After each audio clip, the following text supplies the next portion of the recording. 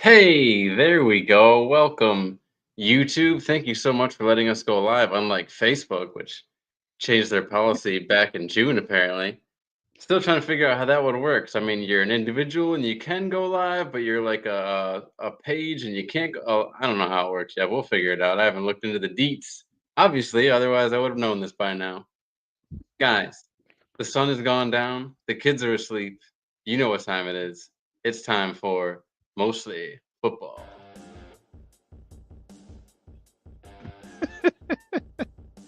Bringing back the music, Nate. We This gotta week, make sure it's loud enough they can hear it.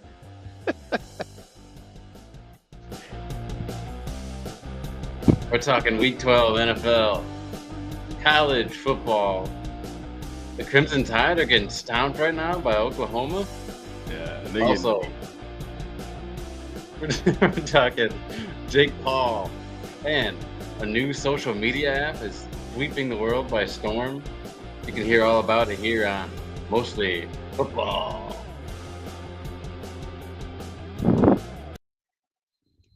Yeah, I was trying to experiment with a lower volume, see if I could like talk over it, but you're right, it was pretty awkward there for a minute. Is he supposed to be playing that music, or am I just like hearing that wrong? Nate, I had a uh, full day this morning. Woke up, ton of energy. I knew the wife had some things on her agenda she wanted to get done, so rounded up the kids, took them to the mall. oh, Then I took them grocery shopping. oh, Then I those are brought them two of the home. worst. Those are two of the worst things to do with kids, I'm super dead. especially at that age. 4 hours later, we're home, and I Four know that hours. Four 4 hours. hours. God. Four And hours. Jesus. after all that, a guy just you figure you're gonna come home and it's just gonna be all just kisses and rainbows and yeah, it was fine. It was good. I got my luckily, what was nice was the kids got right in the bathtub. I got handed a plate full of food. So I go to put the food down in my son's room, right? And I'm going in the Oh, bathroom and my dog decided to hop up on my son's bed and make his way over to the plate and get all the good meat off the table. So oh yeah. we had a Somebody's great day. sleeping out tonight. Dude, he was outside longer than I've ever kept him outside. Just scratching at the door. So tell me all about what happened on in the old college action. Let me bring up the scoreboard today, but tell me what happened in college, man. What's going on with Alabama? What's happening with Georgia? How's the top 5, 10 shaking out right now? Ah, this has been a really fickle season for college. Um, As you can see Alabama, here, we've got yeah, Alabama's currently getting their asses handed to them right now. Looks like they're walking it. Oh, well, they're not in dangerous territory anymore because they were just inside their own five. But I mean, honestly, college has been this 12 team playoff is going to be wild. But I can tell you the biggest story about this all is Ashton Genty and Travis Hunter Heisman. okay. That's probably gonna be the biggest storyline. Ashton Genty he's putting up numbers like we haven't seen in forever for running back. I was gonna say I've heard his name a few times now. Yeah, he's man. He's probably I'm going to say he's probably going to be he's definitely gonna be a top 10 pick. He's gonna be Bijan. I'm gonna put you like that. If Is he he's going to there, be better than former Boise State Bronco Doug Martin, yeah, way better. the muscle hamster himself? If he's in a position, if there's a team that needs a running back, he's coming off the board. It doesn't matter where they're at, one, two, three, four, he's coming off the board early. Are And you if telling me this guy's gonna be better than former Boise State Bronco Jay Ajayi? yes, yes, he All is. right, all Much, right. much, much better. He's putting up he's putting up crazy numbers right now. And that's just from a running back position. I don't know if I don't know if you've noticed. Yeah, that's his stats this season. Like that's where he's at this season. Whew, Yeah, he good he lord. he's put it on some people this season. Like he has more rushing yards than probably some college teams right now. I mean, I look at the schedule, not to be that guy, True, but but you also got to look at you also got to think about Boise State. Like you're right. You can't help who you play. right, and it's Boise State, so you don't expect them to be, but they're in the playoff competition. They're actually they were ranked higher than when the first playoff rankings came out. They put them above Georgia. Really? So yeah, they put them above Georgia. So they won today. So I think they're still in the top. I mean, if you can see, their only loss was to Oregon, but it's Boise State. I mean, they're gonna get their asses smacked in the first round. It doesn't matter how you swing it, but they've made a name for them. There's every year there's that team. It was what remember it was Cincinnati one year.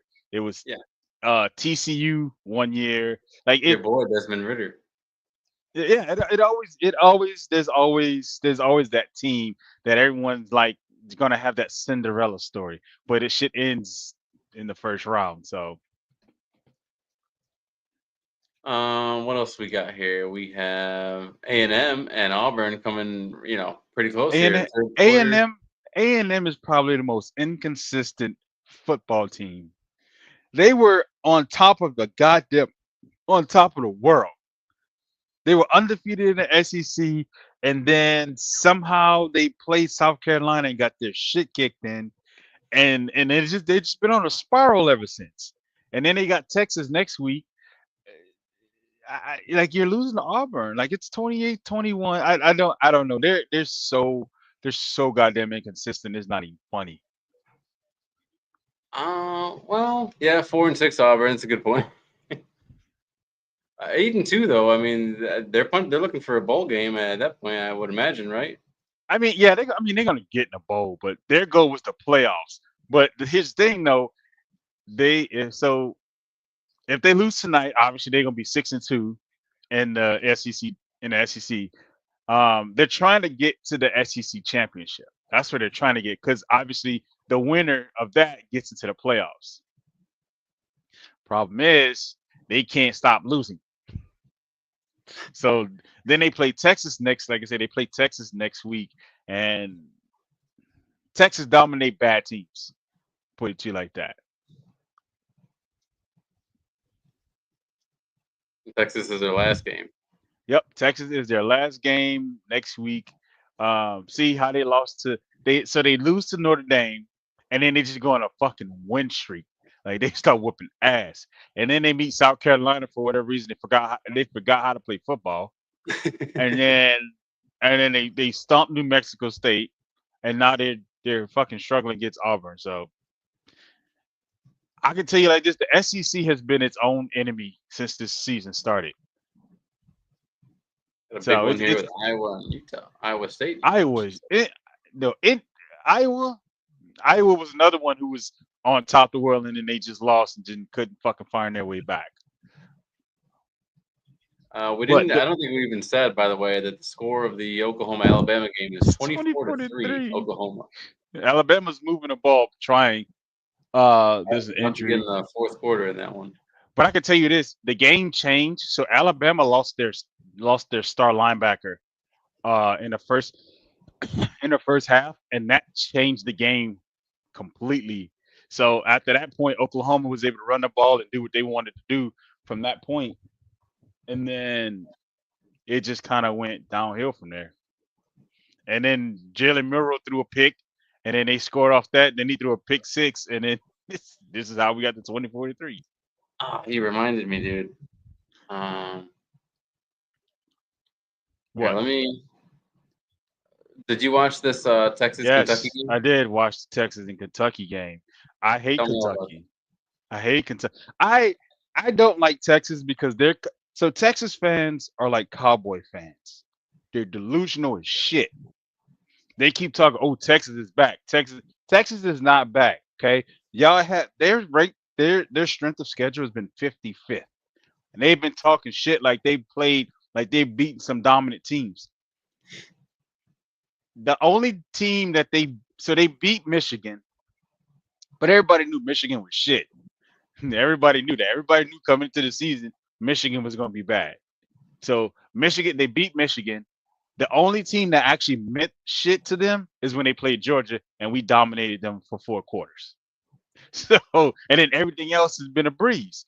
And then their fans have been talking, oh, we this, we're that. Okay, cool. We watched the playoffs. We saw y'all lose to Washington last year. We're not trying to hear the shit.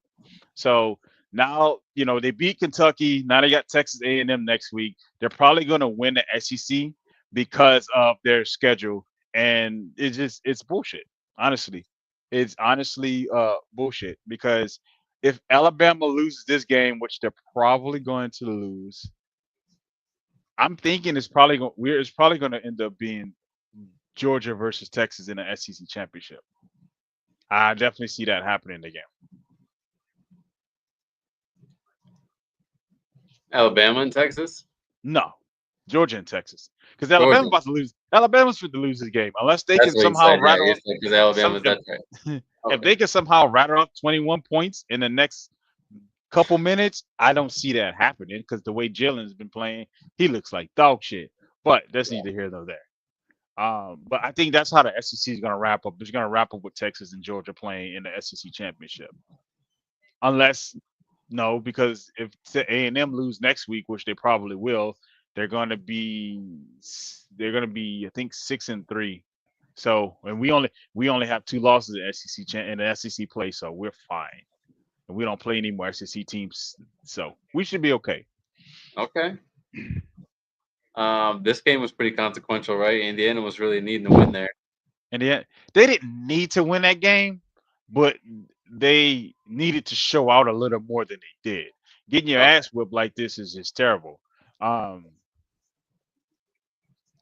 This should have been more of this should have been a closer contest, but it started out close. As you can see, Indiana scored first, and then Ohio State didn't look back. So it's Indiana. I mean, I was listening to Brady Quinn talk about like what a huge roster turnover they had and like coaches, and they really are on the up and coming, huh? I mean, they're ranked 5 for God's sake. True. Their head coach is good. Their head coach. They found a head coach. They just the thing is when people play Ohio State is not as good as people make them out to be. Oregon showed that. It's just like when people play Ohio State, it's like they forget how to fucking play football. That's what's crazy. They forgot how to fucking play football, and then it's just like, okay, everybody, Ohio State's not that good, and they're gonna find out when they. The thing is, they're gonna beat all of the northern teams. That's the thing. They're gonna beat all the northern teams. They can't beat Ohio State. Can't beat none of the teams from the SEC. I can tell you that now, at all, whatsoever. Well, that's an SEC fan talking. They can't. We beat them. If you look at it, so we beat Ohio State the year we won our second national championship. We beat Michigan the first year we won our national championship. They can't seem to get over their own. So last year, the reason why Michigan won is there were no SEC teams that they had to cross path with. It's just that simple. They ended up they played a bunch of bullshit teams and got an easy path to the championship. It's just that simple. Didn't they? I thought they played Alabama at the end. Who? Michigan? No, Michigan played Washington last year. Yeah, didn't they beat Alabama to get to? Didn't they beat Alabama to get to Washington? No. Did they beat Alabama to get to Washington? I thought they No, did. because they did. I think they did. Maybe they did.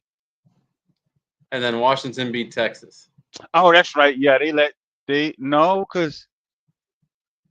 did because Alabama decided to shit the bed in the fourth quarter and Jalen Milroe fumbled the fucking snap. Yes, I remember. It was a fourth down. Yeah, I remember. They somehow, yeah, I remember. I do remember that shit. Jalen Milroe's he's a huge disappointment. Boy, how about Penn State barely squeaking it out over Minnesota there? Penn State's ass. Penn State's gonna find out the hard way. They dude, they are so goddamn terrible. Here's the thing about Penn State. Every year it's the same shit every year. They hype Penn State up every year, and as soon as they come to the Ohio State Penn State game, they lose. And they get their asses whipped every year. Every fucking year. It's the same shit. They hype up the Penn State Ohio State game. Soon as that game starts, before you know it, it's 21-0. And Penn State don't know what the fuck hit them. I hate Penn State, man. I do. I honestly, I really truly do. You could wear all white, half white, no white, don't And matter. don't get me wrong, the atmosphere for Penn State is crazy. Their whiteout games are crazy, They but do look cool. but they're trash. That's the thing. They're trash. Yeah. They can't beat Ohio State to save their life. And I don't understand why. I don't get it. It's every year. It's the same shit every year. I mean, I'm not going to talk too much trash. I mean, they are the home of the savior of Philadelphia Eagles, Saquon Barkley. Man, I'm gonna try to hear that shit. Like I said, this stat right there is the big upset right there. Scroll down a little bit more. Nope, down. Right, look right there. You go, right there. Florida, Ole Miss. Ole Miss had one job. All they had to do was beat Florida, and their playoff hopes would have been great. They have a 4% chance. 4% They got beat by the Dart. This jackass threw 7 picks in the last 2 minutes. Only 2 of them counted though. I don't know what the fuck he was looking at. I honestly I don't know. Let's see. Well, hopefully we don't get too much taken off this video for watching this. So we got Dart, drops back, throws a pass down the field. Oh my goodness, 3 Gators there. And that's in 3. That was a triple. Like, what the fuck were you doing? Wow. That was that reminded me of Jameis. And he threw a couple more after that. He threw a couple more. But like I said, a couple of the interceptions were called back for whatever reason. But yeah, he ended the game on an interception. So yeah. This game, boy Carson Beck getting it done. We were supposed to win this game, and this is the Carson Beck we needed all year, not the fucker who couldn't see what team to throw the ball to.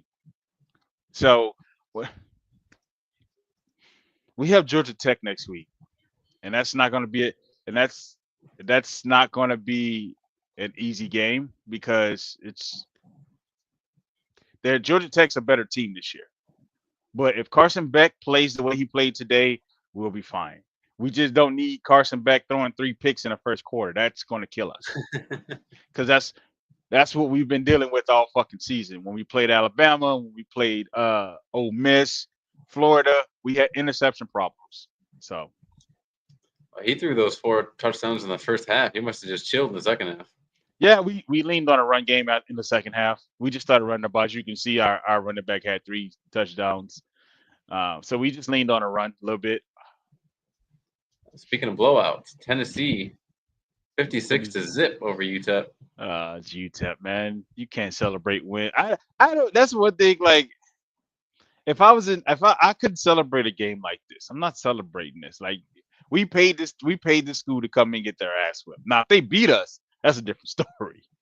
That is a completely different story. But I'm not. I'm happy we won, but we're supposed to win. This is the game we're supposed to win.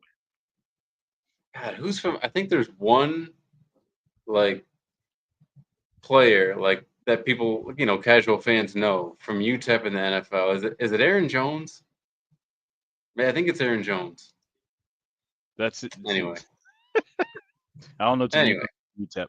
This SMU man, SMU might be a dark horse. They might be that dark horse. They get to play in their first ever ACC championship. How about that? 10-1 SMU. Yeah, and they're 7-0 ACC conference, and they look good.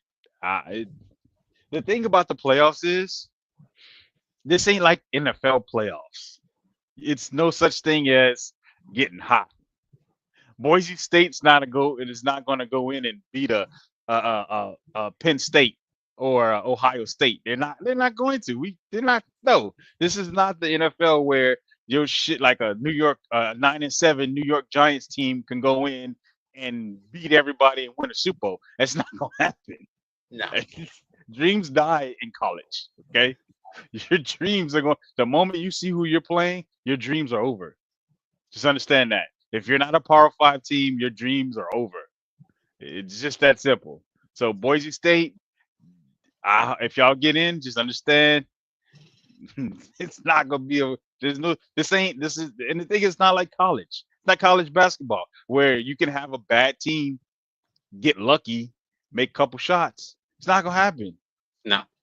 They rely solely on Ashton Genty. Like their offense is Ashton Genty. So when you go against a team that knows how to stop the run, your offense goes down. It's gonna go down a crapper. Right. Absolutely, it's gonna absolutely go down a crapper. Yeah. That's why it's always so fun when teams like Army and Navy win. That triple option actually works. It's like how did you get it to work? Like this is such a it works against it works against teams in their conference. Let them step it. You think Army can do that against LSU? You think Army can do that against South Carolina? No, absolutely not. That works. It works for whatever region you're in. Army couldn't bring that shit to the. They couldn't even bring the shit to the Big Ten. No, absolutely not. You saw what happened because they played Notre Dame and got their shit kicked in today. Okay, Army was undefeated, and they went and got their shit kicked in by Notre Dame today.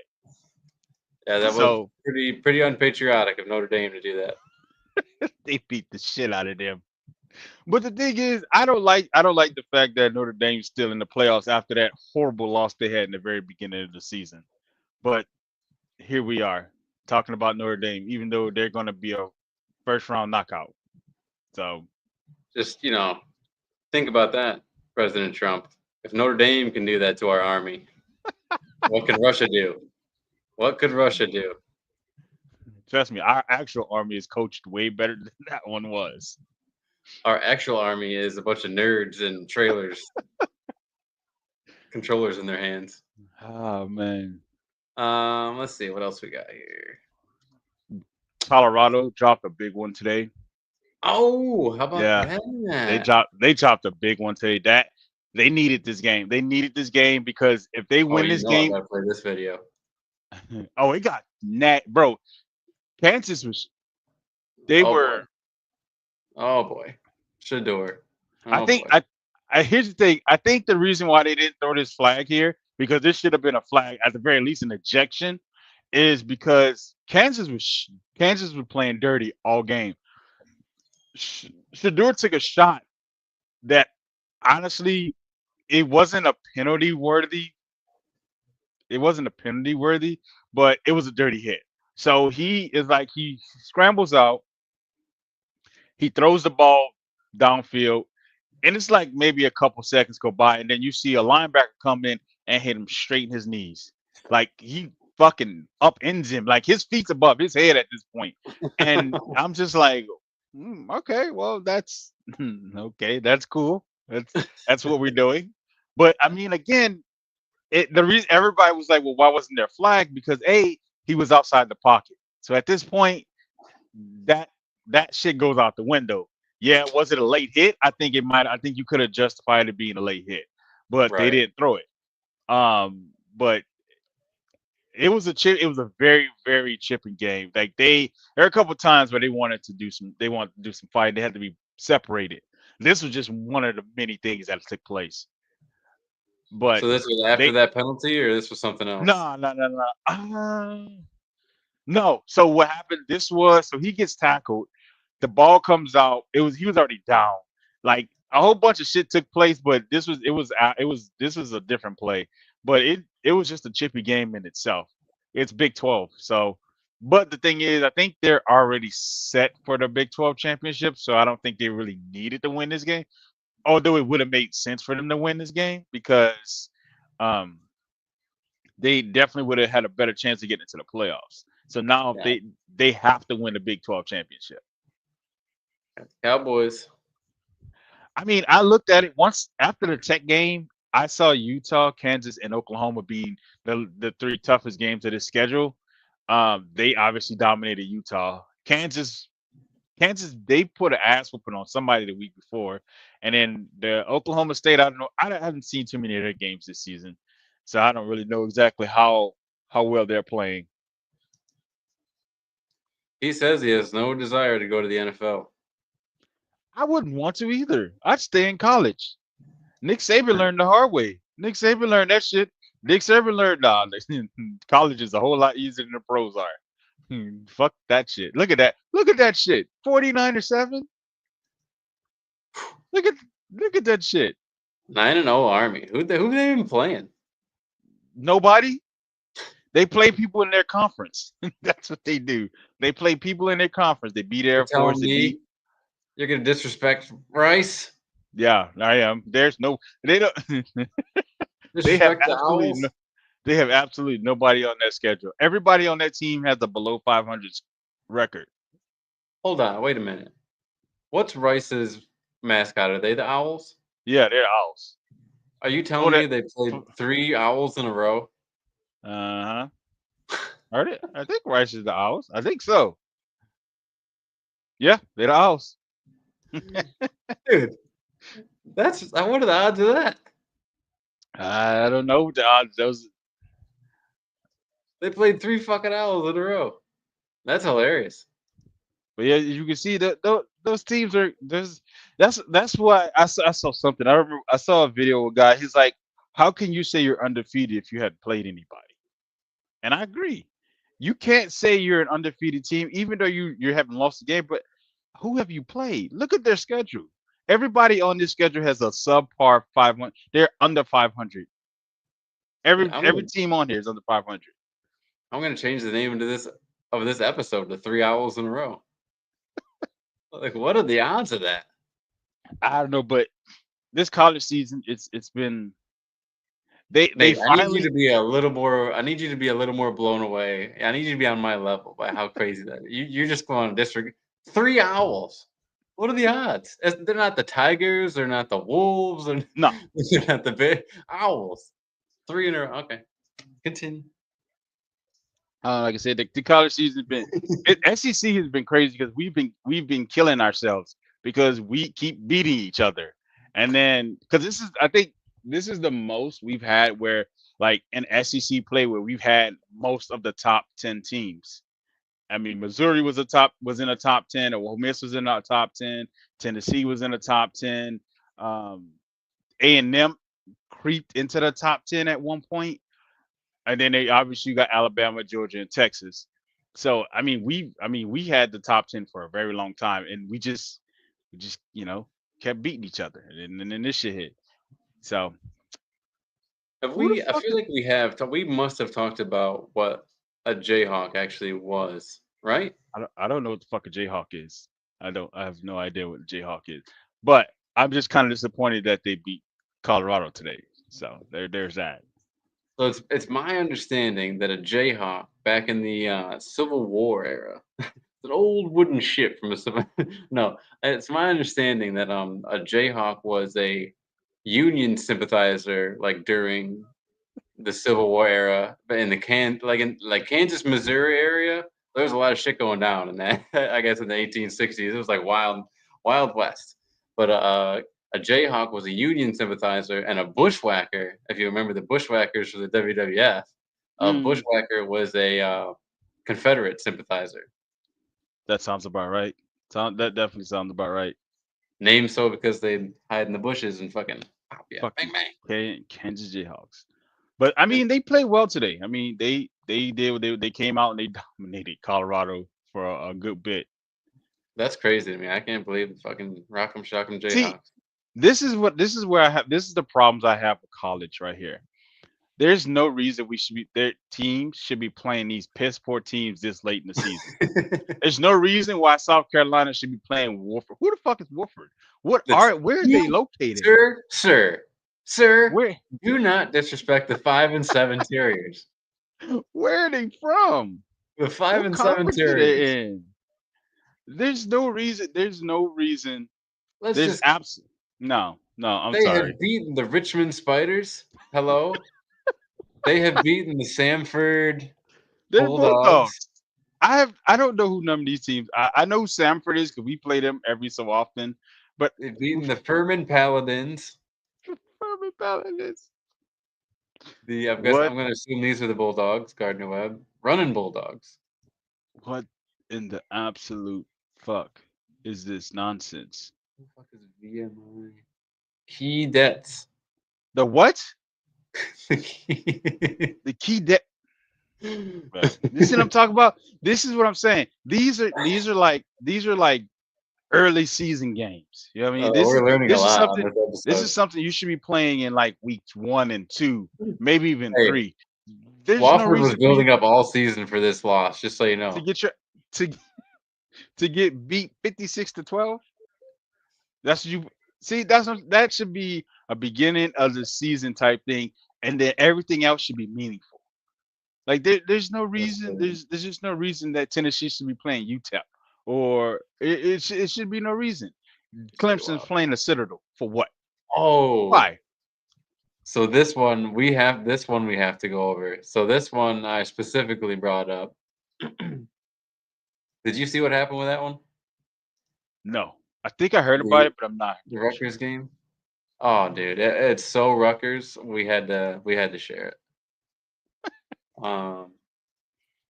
Last minute touchdown lifts Illinois to 8th victory. So let's just follow the slideshow, folks. And for those of you just listening, I will start uploading these episodes on Spotify and At some point, he Apple and all will. those things again. I've only been using YouTube mostly because I'm lazy, but secondly because Nate and I are just so visually appealing. I can't imagine anyone only wants to hear this. You got to see it, folks. Find us, YouTube, Facebook. Come on.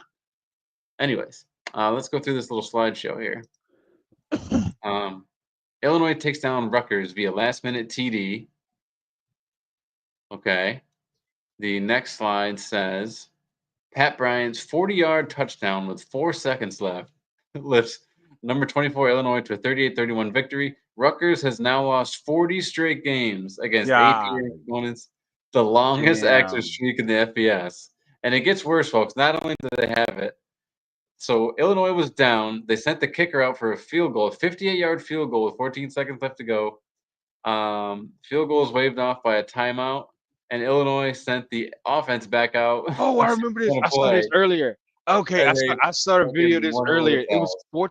It was fourth and 13. And somehow their brain shut off. Their goddamn brain shut off. And Rutgers forgot to play defense. So the receiver they throw a crossing pair. They get the pressure. The ball comes out, receiver catches, and he just runs. I'm just like, oh shit. I was like, what? I'm like, okay, so that's how we give up the game. Cool. Good to know. Sounds like someone's gonna be fired at the end of the year. It sounds like a team that just lost 40 games in a row versus ranked opponents. That's Yeah, fucking I crazy. sort of highlighted that earlier, and I was like, there's no fucking way you just like you. So he makes. So the crazy thing is, the kicker makes the kick, but they call the timeout, and then it was like, you know what? Fuck it. We gonna go for the touchdown, and I'd be damn. So Fourth and Rutgers called 13. the timeout, right? Yeah, Rutgers called the Uh, timeout because they tried to ice the kicker. Rutgers called it because that's the thing, and that's the thing. Like you wait till right before the ball is snapped and call a timeout. You know, give him second chance to think about it. He's probably already kicked the ball. He's like, okay, I can make this. And the coach is like, fuck it. What do we got to lose? Absolutely nothing. Now, did Fourth you and just 13. say that did he get the free kick? Did he actually get the? So he Did he made try the to do kick. the Yeah. kick? So he made the kick.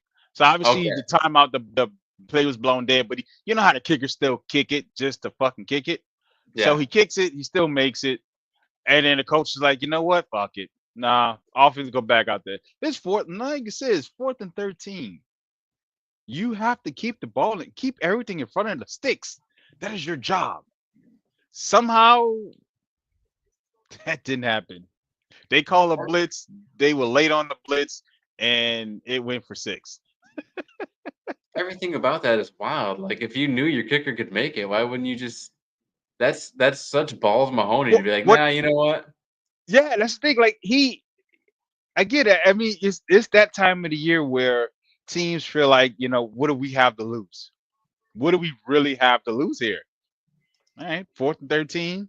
If we don't get it, I'm an idiot. If we get it, I'm a hero. And we got it. It was Well, fucking Nate, heartbreaking. the reason I decided to title this show Blue Skies and Six Buys, not only because there are six buys in the NFL this week, but I don't. There is this social media app just taking the liberal world, if you will, the left world, the blue world by storm. I think it's called Blue Sky. I've heard it. I've heard some people say Blue Ski, but I think they're just kidding. I think it's Blue Sky, and it's basically, it's basically X for everyone who still wants to call it Twitter, right?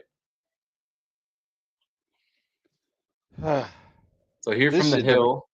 This makes no uh, goddamn sense, man.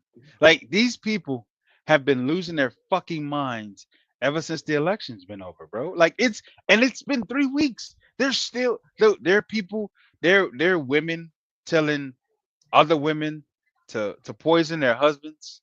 There's women shaving their heads, talking about they're not gonna have sex for the next 4 years. They're grown men crying on the internet. There are people saying, "Oh, I'm getting deported." No one's getting deported unless you're illegal. They talk about, "Oh, women are gonna lose their rights." What rights are you losing? There are no rights. You're not losing any. What? The right to kill a baby? But it's not. You're not losing it. It's been passed down to the states now. The states are regulating it. It's not the right. federal government anymore. So Yeah, this is the that's issue. yeah. That's the issue I'm having. Is that these people have been fucking losing their minds. Do you know the View now are being held accountable for the shit that they say so they don't get sued?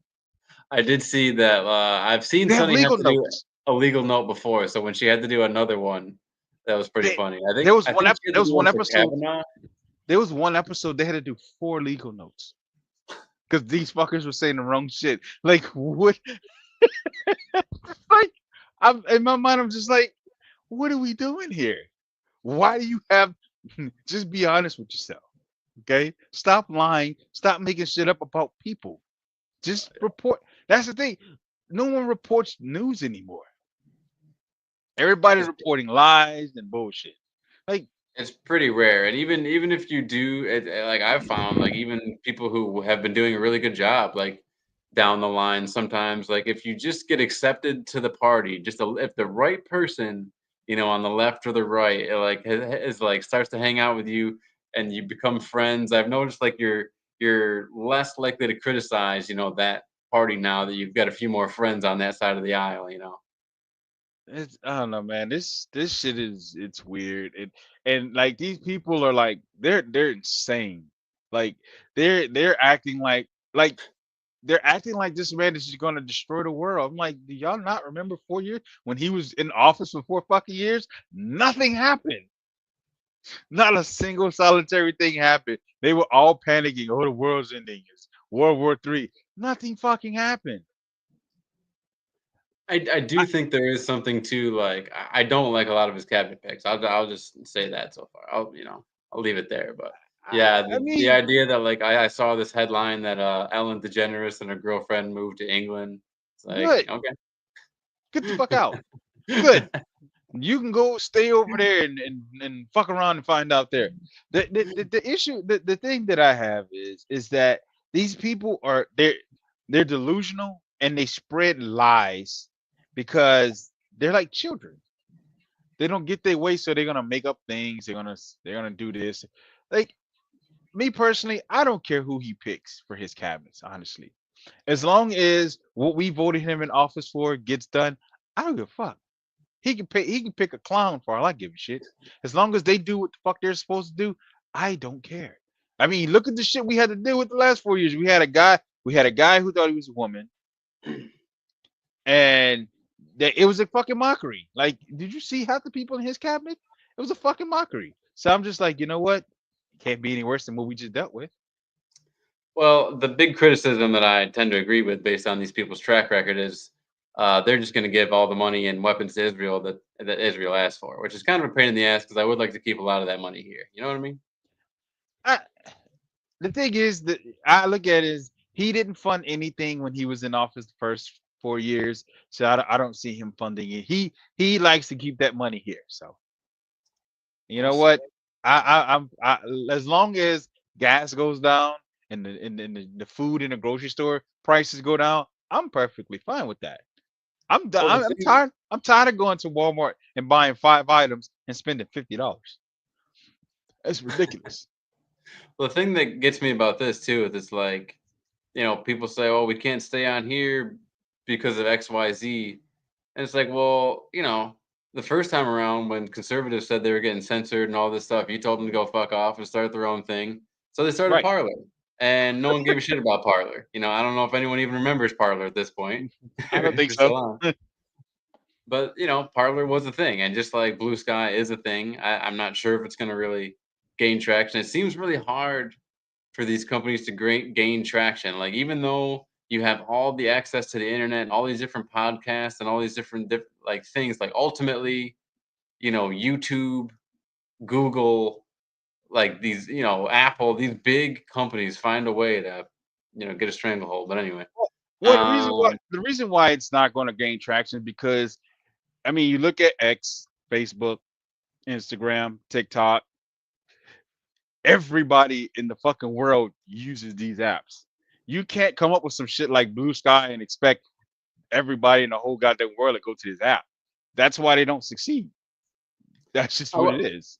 I would almost liken it to, starting a new car company. Like you could start a new car company, but the cost involved and all the Right. regulations and all the advantages that like Ford and the major companies already have kind of just make the market tough to crack into. Seems like that. I know two people who know nothing about the tech industry. Me specifically, I know absolutely nothing about the tech industry. But yeah, I just thought this was kind of funny. People are it's out there, it's trendy. Thought we'd bring it up. I know we're both we like politics, and that's why we call the show mostly football because we like to dabble. So I thought it'd be fun to Speaking of throw in here. fucking car companies, I'm pretty sure you know where I'm finna go with this bullshit. Are you gonna talk about Tesla? Jaguar. I know you've seen it. I know you've seen their rebrand. I know you saw that bullshit commercial that they released For what? for Jaguar. So Oh Jaguar, no. so Jaguar has decided to. Oh, he threw another interception. So Jaguar has decided to rebrand themselves. Okay, Okay. and they released a video. Okay, and this video is like a commercial of their rebrand. It is terrible. You don't even it. If you didn't know what Jaguar was, you would thought that they were selling like maybe it was a new clothing line or it's like uh a makeup line or it's something it's terrible. It is the wokest.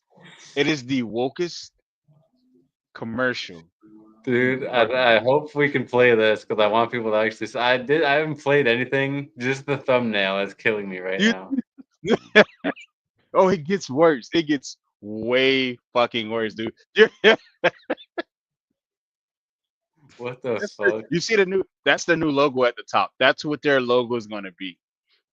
Mm-hmm. This right here? Uh-huh. Yep. Mm-hmm. Yep.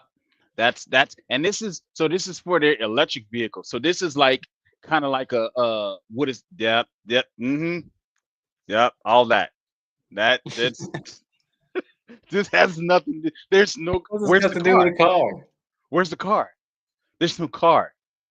And then there's this. Dude, I'm so glad you told me about this. What the fuck is this? People. Bro.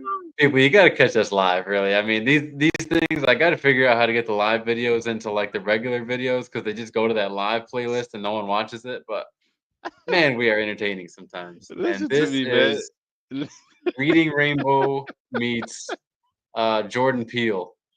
Nothing in here. Nothing about what you're looking at says any. If you didn't know Jaguar was a car brand, you would not know what the fuck was going on in this commercial at It's all. like Pac-Man. Pow, pow, Like pow, I pow, pow, pow, pow, pow, pow, pow, like pow, pow. I didn't get like I was like, if you want your sales to continue to plummet, this is how you do it right here. And Dude, then this is like they're gonna have this guy some looks shit like car design. that guy looks like fucking John Cena and the dad from God damn it, the Gallaghers. What's that show? The Gallagher's. Oh, it's about Frank. Frank Gallagher. Yeah, he looks like a mix between John Cena and fucking Frank Gallagher. Yeah, this was probably the funniest shit that I saw pop up across my TikTok feed. I was like, there's no way. And in the wording, like you have to play it, sir. All right, You have to play it let's play because some of this video you here. have to see it in its entirety.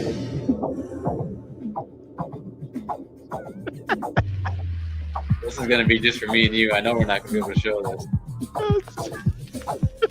Elite ordinary. Then there's this guy, break mold.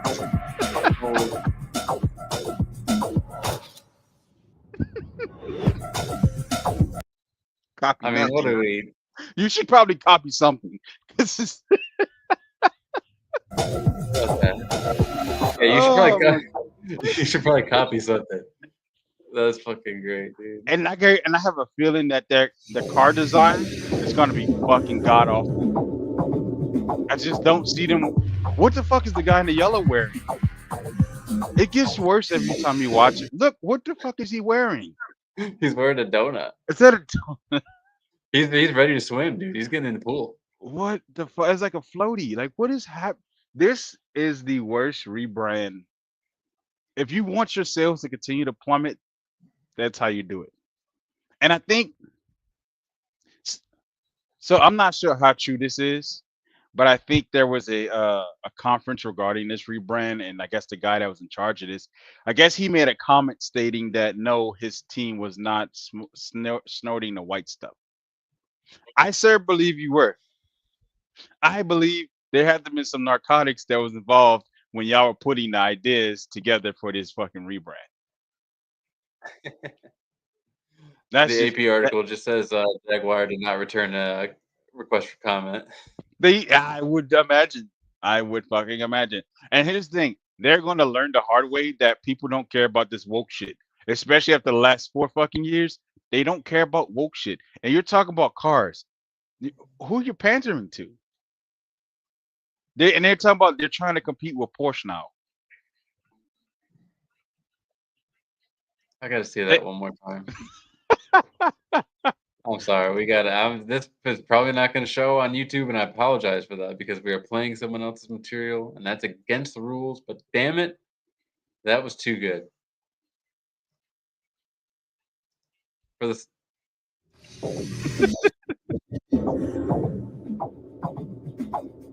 Creating super. Yeah. Live vivid. Live vivid. Delete ordinary. Delete ordinary.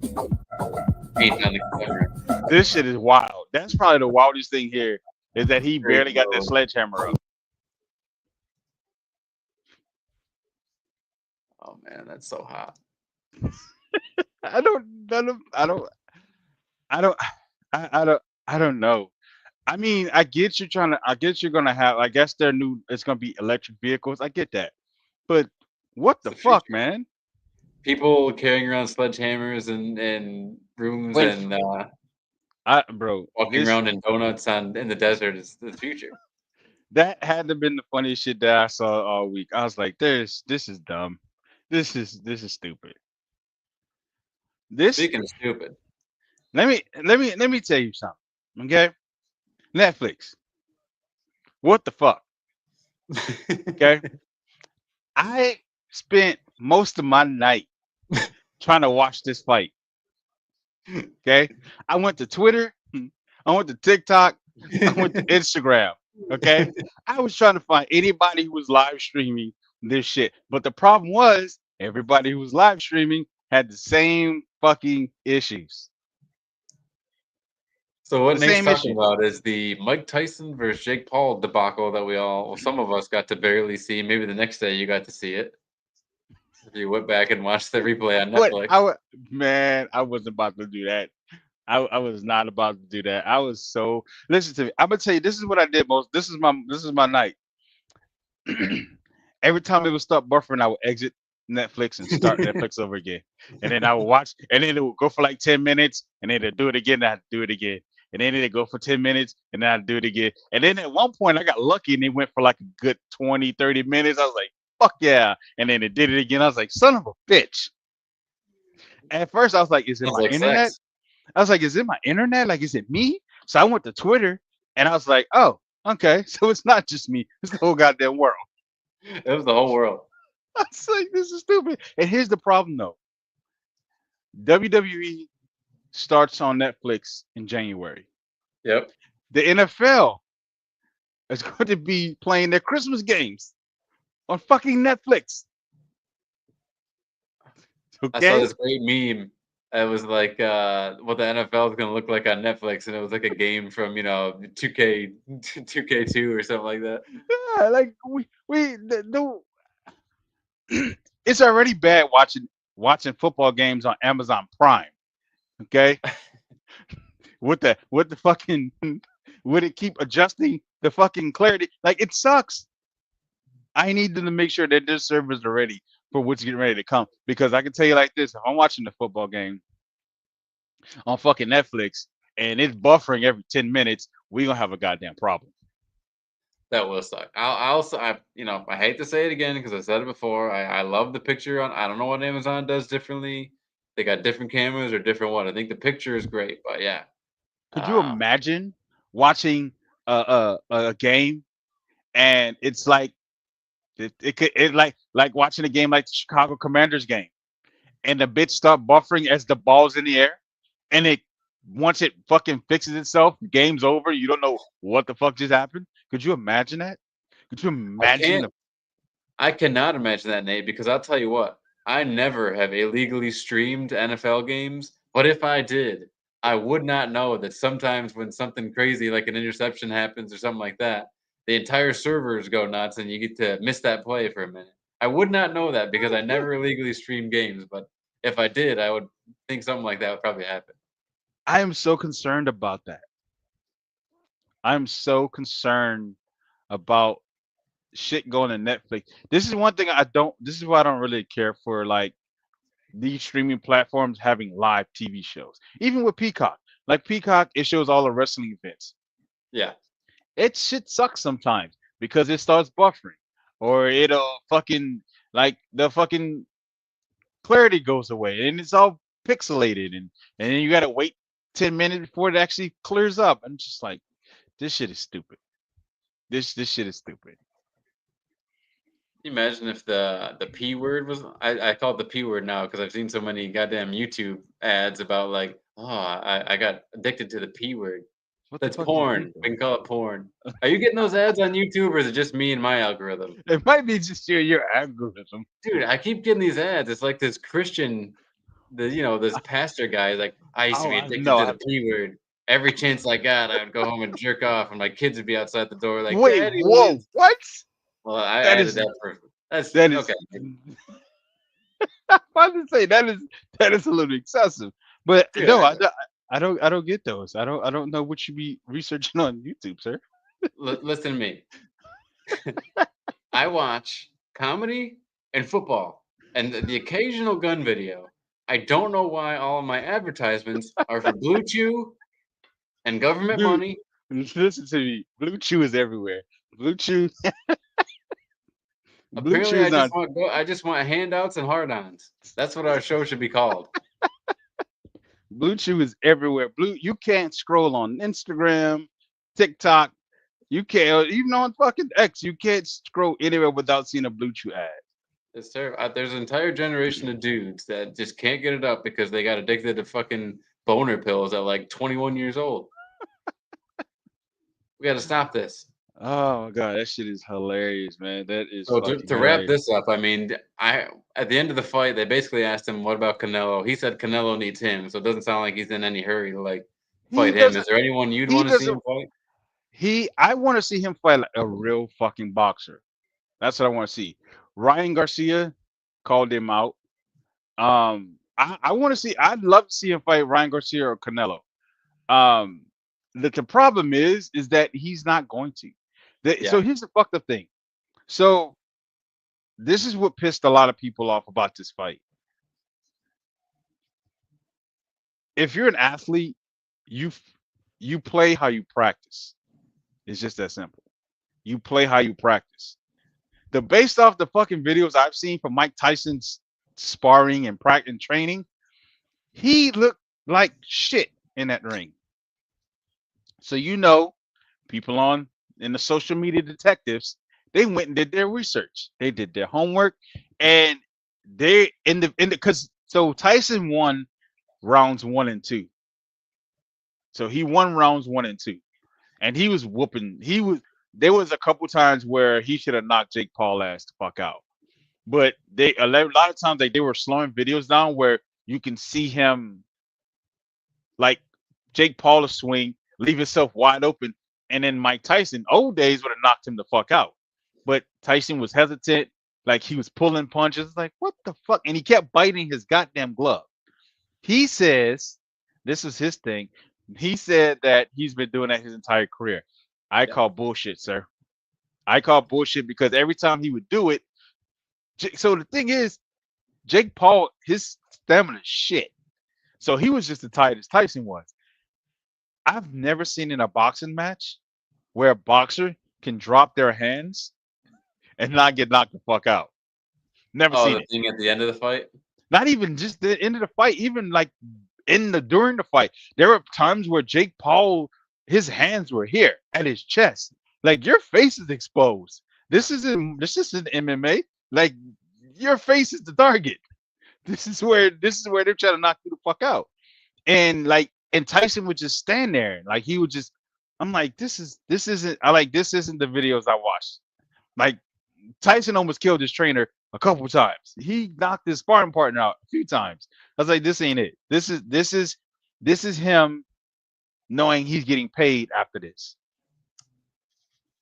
Yeah, I mean, I'm not, it's not like you can't sell me on that. Boxing is one of the more, like rigged sports of all time. But um, I think what truly made it a disappointing fight was the fact that Tyson got exhausted quick, real quick, and Jake Paul just didn't want to knock out a legend. Like he probably has looked up to Tyson too his whole life. But So that yeah, the thing is the fight shouldn't have made it to 8 rounds. Tyson Tyson it had was the like eight intent. 2-minute rounds, right? Yeah, Yeah. Tyson had the intent to knock him out in the first round. At He some was point in barely missing some counters, like you said, barely missing some counters. and a lot of people believe so there was a spot in the first round where Tyson was whooping Jake Paul's ass. Like he was giving him the business. And then they clinched. And then there was at one point where they believed that Jake Paul said something to Tyson like, hey, dial it back a little bit. And then at that point, that's when the shit changed.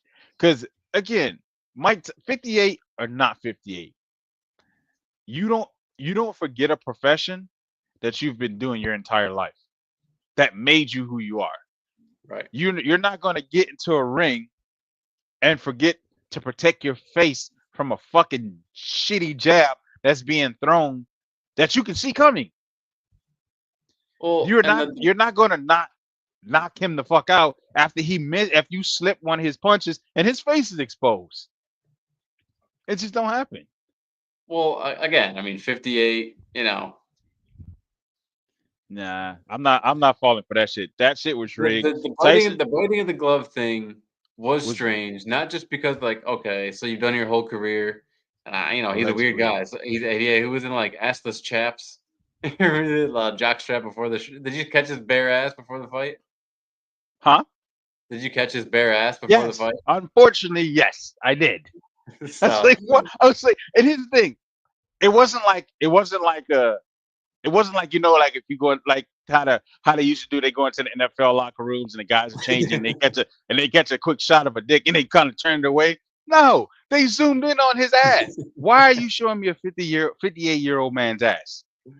So, I mean, if I'm gonna see that, I'm not gonna be surprised that the guy bites his glove a little bit, but it was like the It times was that he was biting his glove, it almost seemed like it was a like if you were to tell me that was a key, like, "Hey, stop hitting me," uh, the timing of his glove that biting it was odd because he would bite it and then Jake kind of wouldn't hit him while he was biting it. right. And it's like listen, if we're in a boxing match and you're biting your fucking glove, I'm going to make you swallow that goddamn glove. I'm not going to just sit there and stand there and watch you bite your glove. I don't know why you're biting your glove, but listen, I'm about to make you swallow that goddamn glove. The whole thing was a sham. The whole thing was shitty. I didn't like it. Mike Tyson, the way he looked like he hadn't trained. He didn't look like he trained at all for it. And that's what made me mad because I was a big ass Mike Tyson fan. Mind you, a lot of his career started way before I was fucking born. But Right. once I got to a point where I could watch him, Mike Tyson was the guy for me. I didn't give a fuck about Holyfield. I didn't give a fuck about nobody else. Mike Tyson was that guy. And then it just this shit to come in today, I was like, what the fuck was this bullshit? I was like, you'd have better off just saying no. I'm like, I was genuinely excited for this fight. I was like, Mike Tyson's about to knock this boy's beard off his face, and then we get that bullshit, whatever the fuck that was. I'm just like, this is.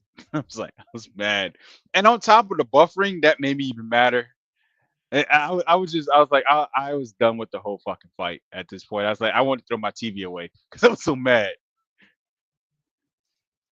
Well, let's switch it up a little bit here with a game that started off kind of so-so, a divisional Hey clash man, between the Cleveland Browns and the Pittsburgh Steelers, but ended up being a a great game. wild game it's the Jameis is announcers toward the end. I think it was either Herb Street or Al Michaels said they didn't want the game to end. Does it have to end? Like it was just getting too fun at some point. The we snow have was falling.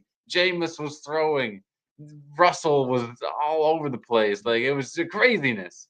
Jameis Winston is a national treasure. Yes, he is. I I have to say it. Jameis Winston is a national fucking treasure, and it is criminal that he doesn't get enough attention.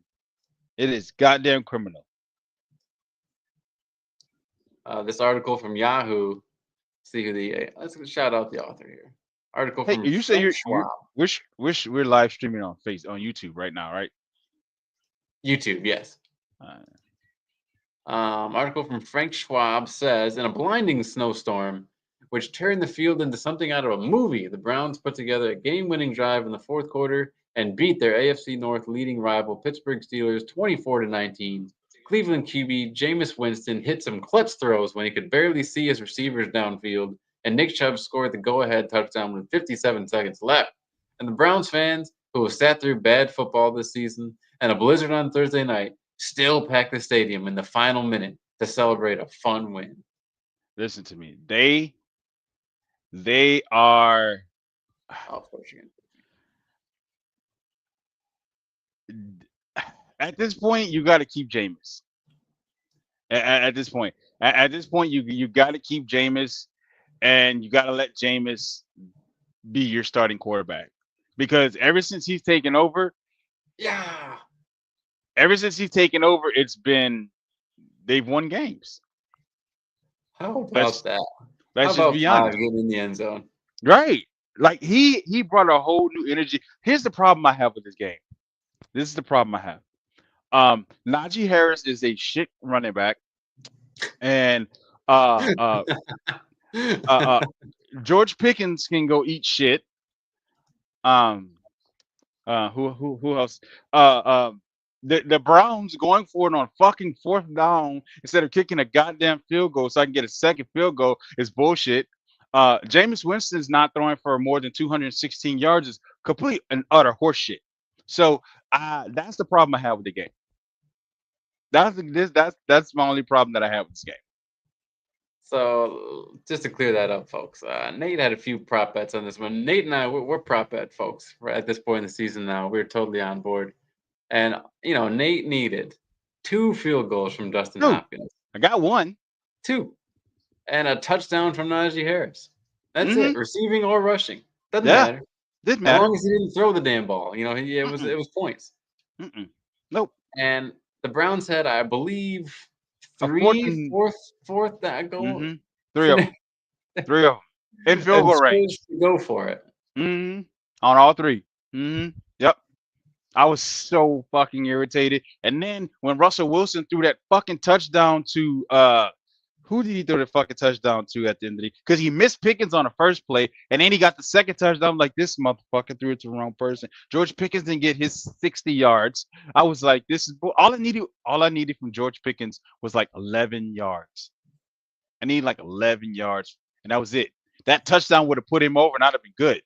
But no. And then Jerry Jeudy decides to show up and fucking go over fucking 48 yards.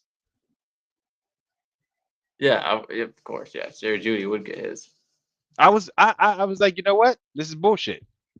This is bullshit. So that's the only problem I had with the game. Other than that, I thought it was some shit straight out of a movie. Because I mean, you think about it, the first when kickoff happened, it was clear. It was a little snow, nothing too crazy. By fucking halftime, the start of the third quarter, you couldn't see shit. You know how hard it was? It's already hard enough watching games on Amazon Prime. Okay? It's already hard enough to watch that shit. But to watch the fucking game in a blizzard where you can barely see the players and Amazon's not acting right, bullshit. Yes, you and I, we just have 2 totally different Amazon experiences. Yes, no, we don't. I'm calling the game, and 10 minutes later, you're like, "Oh shit, yeah, that did just happen." I don't know how your Amazon Prime 10 minutes ahead of mine, but it is. I got that Bezos Plus. But it was a hell of a game. It was. Man. I'm gonna be like I said, man. Jameis Winston, he's a national treasure. Yeah. When he's on, he's on. I mean, he did throw that. Yeah. Talking about the Lord has blessed me to play in this snow in Ohio. Just totally into it. Listen to me. Hear me out. I don't know where this man comes up with these goddamn speeches, but you know what? He needs. I gotta say he's gonna be. He is. He's up there with fucking Ray Lewis. Oh, we got Go Lions in the chat. What's up, Kelsey? Ohio sucks. Yeah, they do suck. He's up there with Ray Lewis, and as far as like motivational speeches, I have no idea where this man pulls this shit from, but he motivated that team to win that because the Steelers had everything. There's no fucking way the Steelers supposed to lose to Cleveland on Thursday, but somehow Jameis willed them to win that game. And, it's a damn shame that it happened because it's a damn shame that I remember this. But if not for those crab legs, Jameis Winston would not have a single tarnish on his record. But not a single fucking tarnish. You just had to go and take those crab legs, Jameis. They would have gave them to you if you just asked. Here's the thing. I think Cleveland has to move forward with Jameis Winston. I think at this point, even when Deshaun Watson gets healthy, I think they have to move forward because that team looks rejuvenated playing with Jameis Winston rather than playing with fucking Deshaun Watson. And that's the thing, dude. I mean, you say one of your things you say quite often is it's criminal. And it is absolutely criminal when you think back how this team could have been from the start if they only played Jameis instead of Deshaun Watson. I mean, yes, Jameis, he once he gets hot, he becomes a gunslinger and he just forgets. Like, obviously, you saw that interception that almost cost him the game. Yeah. But at the same time, that's Jameis, man. Like, he's going to throw touchdowns. He's going to put up yards, but he's also going to throw interceptions. But I mean, at this rounds or nothing. Haven't been for a long ass time. and they won't be for a while. But I think at this point, I think Jameis got to be your guy. Unless you can find a quarterback in next year's draft that you can plug and play right away. I just I don't see that happening because I mean you don't have a lot of weapons. You mean you got Jerry Judy, you got Elijah Moore and David Njoku. Other than that, who and then you got Nick Chubb, but who the fuck else do you have? Well, sir, I mean, I know you don't have him on any of your fantasy teams, but Cedric Tillman is this is severely You mean underrated. you mean the guy who fumbled the ball? You mean that guy? You mean the guy who took a shot and got upended and let the ball go instead of holding on to it like he should have? But yeah, no. Let's talk about Mr. Tillman. He had a concussion. The second time he caught the ball. This First time I can't. Maybe he had like a pre-concussion. I don't know. Maybe that's what led to the concussion. But yeah, it is. It's you can't say but not for Deshaun. They would be undefeated. I'm not saying they'd be undefeated or anything like that right now, but they would definitely have a better chance. And it's just like Miles Garrett is going to go down. As one of the best defensive players ever. And and this he gonna could be have. stuck on that Who knows team. what it could have been a playoff. At least maybe a playoff season. He gonna be Not just stuck on Miles it. Garrett. He gonna Don't be let stuck. that. Don't let Don't that let the guy that guy can't that catch can't be here. catch me. Like I just he's gonna be he's gonna be in a situation where he's gonna be on this shit team for the rest of his career. That's the worst of it. Like he's never gonna see playoff success Right. ever. His opportunity for playoff success was last year when when Joe Flacco led them to the playoffs, and then they got their asses handed to them by Texas. That's that's the issue. Like I mean, Joe Flacco was your guy. He took you to the playoffs, and then y'all met the Texans, and then you forgot y'all were the top defense in the league, and you forgot how to fucking play defense. Yeah. And they hung 40 on your head. Got torched. Absolutely torched. The other thing we got on the screen here, Nate, some breaking news that happened very recently.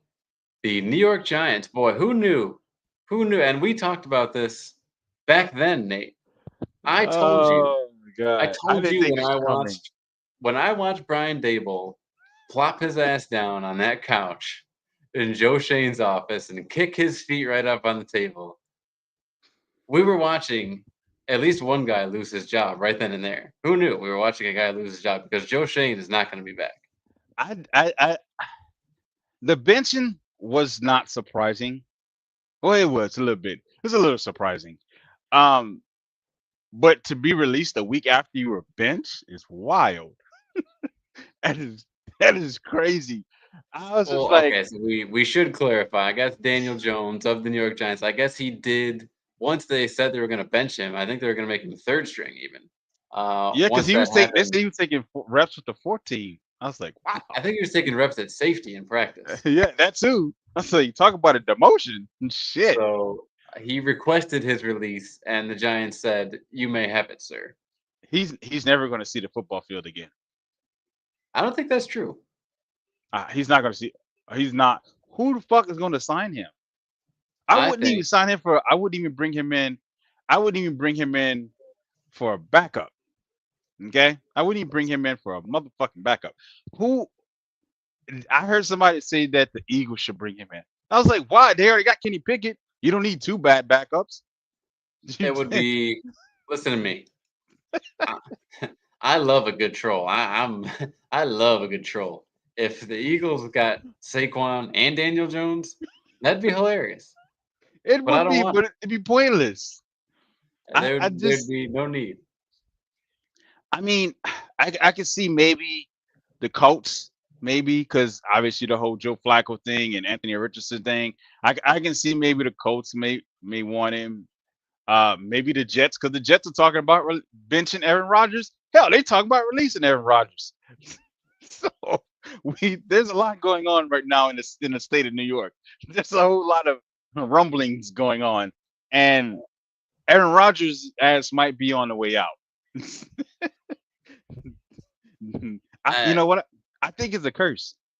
I think Devontae Adams is a cursed player because if you think about, look what happened. He he went to he went to he went to the Raiders, and then Derek Carr got cut and released. He gets traded to the Jets, and now the Jets are talking about benching, even potentially releasing Aaron Rodgers. Who knew this whole time it was Devontae Adams was the problem? I mean, I'm not saying he's the problem, but hmm, he's been to two different places, and both the starting quarterbacks were released. This is So, definitely not a guy with Devontae Adams on his fantasy team, just feeling the fucking burn. I don't know. I'm just saying. All I'm saying is that's New York right now. The state of New York, outside of Buffalo, are in complete fucking shambles right now. Buffalo's the only team that got their shit together. Yeah, we'll see how long that lasts. Well, Daniel Jones, look, if I am John Gruden and I'm going to be the head coach of the Las Vegas Raiders again, because I you know don't that's think going to that's going. happen. I don't think that's. Because you know that's going to happen. So if I'm John Gruden I and don't see I'm that getting the happening. job in Las Vegas, and I know that my team, I'm the quarterback guy, I'm the film room guy, we're going to draft a quarterback. But we need a bridge quarterback. We need a guy to start the first few couple games. And boy, would I look good if I can get the former 6th overall pick out of Duke slinging that ball again and bringing I Brock forgot. Bowers and Daniel Jones teaming up and I bringing the forgot he silver was. and I black back forgot he was a sixth round. I forgot he was a sixth pick in it. Jesus Christ, he was terrible from the beginning. Yeah. You never Who had did a the chance to scouting live for up the to that. Who did the scouting for the Giants? Who the hell did the scouting for the Giants? Who thought that Daniel Jones was the guy? Who the fuck thought? You know what? I think He it's the went to same Duke. guy who we saw in Hard Knocks say we don't need Saquon. I would never draft a quarterback from Duke. Hell, I'm skeptical of drafting any type of skilled player from Duke because they're a basketball school. What the fuck? That That was a weird year. I can't remember all who came out besides Haskins. I know Haskins also was out that year, but I forget who the first pick was. that was terrible though. That was a real that was a terrible that you could have did something better with that pick. Strange year. This here's a story that doesn't really have any relevance with today, in the NFL. It's not going to change the slate of games this weekend, but I just thought it was kind of funny. Something I came across here that we could share. Apparently, Mike Mularkey. former coach of the Titans, Mike Mularkey, admits to burning Ian Rappaport with false scoop, says the title here from Pro Football Talk on NBC Sports. So he was giving them false information. It reads, those of us in the news business are only as good as our sources, and every source can, if the source wants, build up trust over a period of time and then turn it on its head. Former Titans coach Mike Mularkey did just that nearly 6 years ago. He recently said on a podcast that he thought he was about to be fired, so he told Ian Rappaport of NFL Media that Mularkey was about to get a contract extension. Rappaport went with it, and Rappaport got burned. That Oh, that's funny. that shit. That's a shit thing to do. Oh, that is a shit thing to do. Because now you got to retract that bullshit. Oh man, he's That's like, hey, I'm about to get an extension. These guys love me. Next day fired. Oh, classic rug pull. But that's why they call him Malarkey. that is Old that Mike is Malarkey. that's complete and utter bullshit. But hey, whatever works for you works for you. God damn. So I saw something from Bleacher saying that Mr. Bill Belichick has been linked to three teams going Ooh, into next season. Yeah, let's so I hear it. think the Cowboys, the Jags, fuck, I forgot what the other team was. I want to say the Raiders. I think the Cowboys, Raiders, and Jags were the three teams that he was linked to. I don't see him going to the Cowboys because we know how Jerry Jones is, and I don't think they're gonna fire Mike McCarthy. That's just me being honest. I don't think they're Really? gonna fire. I don't think they're gonna fire Mike McCarthy. I Wow. don't think about it. Think about when he had Jason Garrett, right? Jason Garrett did the same shit that Mike McCarthy's doing, right? And he did that for what, 10 plus years? I You make don't a good. think they fired so many offensive coordinators, defensive coordinators, assistants, special team coach. They fired everybody but the problem. Like everybody but the problem. So I don't think they're gonna fire Mike McCarthy. I think Mike Zimmer is gonna get the blame. Um, I don't. Who's the offensive coordinator out there? Whoever the offensive coordinator is going to get burned for sure. They might fire a couple other coaches, linebacker coaches, defensive line coaches. There's some people that's going to get fired, but Mike McCarthy. And then Dallas is going to be they're gonna do the same shit they did last offseason, and then their fans are going to be like, woohoo, we're going back to Super Bowl, even though we didn't do nothing in the offseason. It's the same process. It's rinse, Pretty hot wash, and take. repeat. It's the same goddamn shit with them. Okay. If he's back, I'll be the first to say he told me so. Don't Let's see. just bring him and Dak and CD back and run it back. They can't listen. You Dak and CD, their contract got you by the ball, so you can't do nothing with them. You talk about dead money, yeah, they can't. You're screwed with Dak and CD. So that's just where you're at with them. Micah, I mean, you can trade him and see if you can get some good picks for him, but if not, you're going to have to resign him. I just don't know something about Jacksonville. I just don't see Belichick. I don't know. I don't think that works. His thing with Jacksonville was the quarterback situation. He was just kind of concerned to see what they do at the quarterback. Obviously, Trevor Lawrence is stuck there because he got paid 2 years ago. Yeah. So Trevor Lawrence is not going anywhere. And then you got Mac Jones, Mac Jones is Mac Jones. He's from Alabama. So I mean, hell, TJ shared that story with us. They got a damn bank down there and named themselves after Trevor Lawrence for a day or something. It was like yeah, Trevor that Lawrence was dumb. Bank Day. Yeah, that was dumb. They should they named the goddamn stadium for one day. That was dumb. You should have did that. I'm sure that bank is now bankrupt, so you shouldn't have did that. Like Yeah, I but know. no, it does make sense though. Like Bill, because the Raiders are going to draft a quarterback, so it makes sense that he would be able to start fresh, something like Yeah, that. the Raiders definitely got to draft a quarterback. They don't have a Yeah. choice. But I mean, the Raiders need a lot. But I mean, I don't see, like I said, I don't think Bill Belichick, the Cowboy. I think Raiders and the Jags are probably more likely because the Cowboys, Jerry Jones, he don't like strong will coaches, so I don't see him. That's why Mike McCarthy's gonna, you know, remain there for as long as he can till he can find someone to replace him. That's why he didn't. That's why he fired. That's why he didn't fire Jason Garrett because he couldn't find nobody to replace him. That would be a hell of a pairing, Belichick and Jerry Jones. This shit here, listen, I forgot Kirk Cousins was on a fucking bye week this week, so I don't have a fucking quarterback. Oh, And damn by it! the time I look at the notification for this, somebody had already picked him up. So I'm like, fuck, I'm screwed. Oh, DeVito.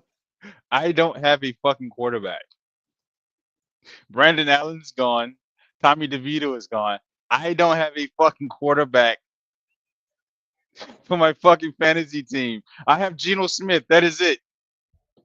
Yeah, see, this is the thing, and I truly do like the Superflex thing, but I do hate when someone's in a bind like this. I have no quarterback. I'm like, you know what? It is what it is.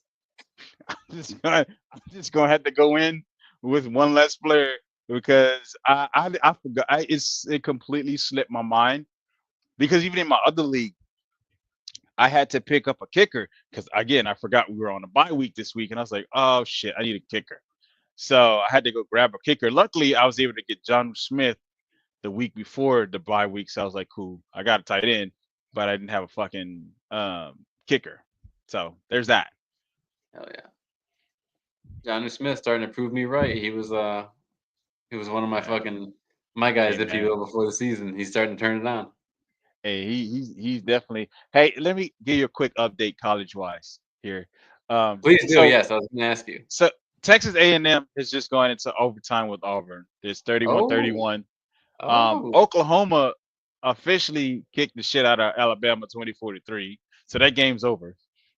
So Alabama Alabama fans scoring 3 points. When's the last time you heard that? three. They are going to chase Kalen DeBoer, or whatever the fuck his name is, about in Tuscaloosa if he keep this shit up. He got one more week to do some dumb shit like this, and they gonna want his head on a fucking spike. I promise you. It's crazy because I mean I don't know. Like I know Milrow is up and down. He's not the perfect quarterback, but he's a good quarterback. Listen, they got And a that you that they Ryan got an Williams all kid is star. He's unbelievable. he's fucking unbelievable. But the thing is they can't run the ball. So if you can't run the ball and your quarterback is your main ball carrier, that Yeah. becomes a problem now because when he runs, that sets up play action and all that extra shit. But when you can't run the ball and they're forcing you to throw the ball, and yeah, it becomes an issue because now if we just all we focusing on is stop the run, let him throw from the pocket, and that's what Oklahoma did.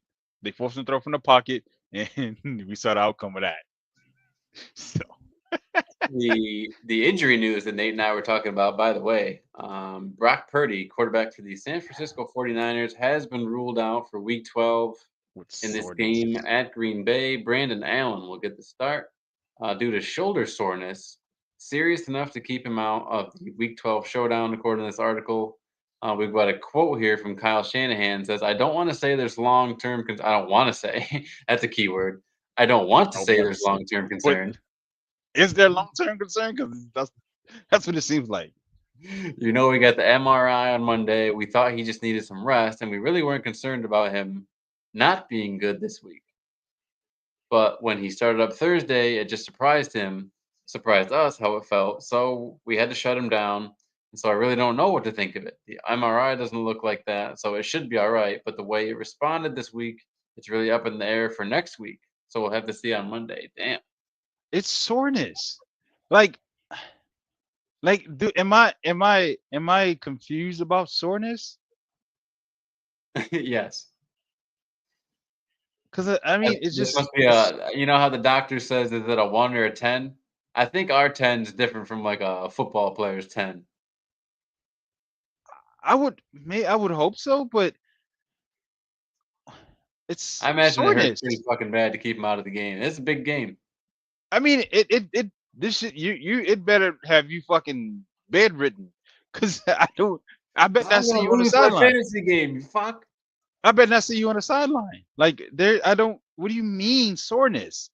Like I don't soreness. I can see if it was like hamstring or like back soreness or tightness. I get that. Ball game. Oh no, I forgot. It's college. They got. Oh, Auburn gets a shot. So Texas A&M just scored a 12-yard touchdown. Now Auburn has a chance to answer. I, You know what's I funny don't about know. A&M? The way our brains think as football fans, sometimes, you'll just think of, like, a random player you used to watch. The other day, I was like, "I wonder whatever happened to that Speedy Noyle from Texas A&M." So I Who? looked it up. He got arrested. Of course you did. Oh, of course you did. Oh man. Um, so let's bring up the schedule here, Nate. Let's talk about it. Let's pick some games. Oh, absolutely. Let's get this. So we had our showdown between the Browns and the Steelers. Unfortunately, Steelers came up short there. Browns played giant killer. 24-19. This first game, Nate, I know it's going to be tough. We're probably going to go back and forth on it, but what do you think here when the Kansas City Chiefs travel to Carolina? You know what I should do? I'm going to pull up the Vegas numbers to see what the point spreads look like. I want to say, and this is probably going to shock a whole lot of people. I want to say this might be an upset. I want to say that because Kansas City has been playing. They've played like shit. They have not looked like a Kansas City team since week one. Like they have not looked like Kansas City since week one. They have not been like dominant. And I think if Carolina could play good football, this is me. I think this could be a potential upset. Really? I mean, think about it. Look how they play. They are coming Patrick off a Mahomes. bye. Patrick Mahomes is not playing at an MVP level this season. No. Was it very Like light? No. he's not playing at an MVP level this season. No. Um, so I mean, if Carolina can make them make force them into a couple mistakes, I think so. But I'm still picking Kansas City in this game. I think hypothetically, if Carolina could play a decent game of football, like I'm not gonna say perfect because it's just that don't work that way. I think if they can play mistake-free football, I think they have a chance at upsetting Kansas City. I'll say this: Bryce Young's passing line on DraftKings is a meager 178.5, and I still didn't take it. I just don't have. I don't have the confidence in Bryce Young to pass for 179 yards just yet.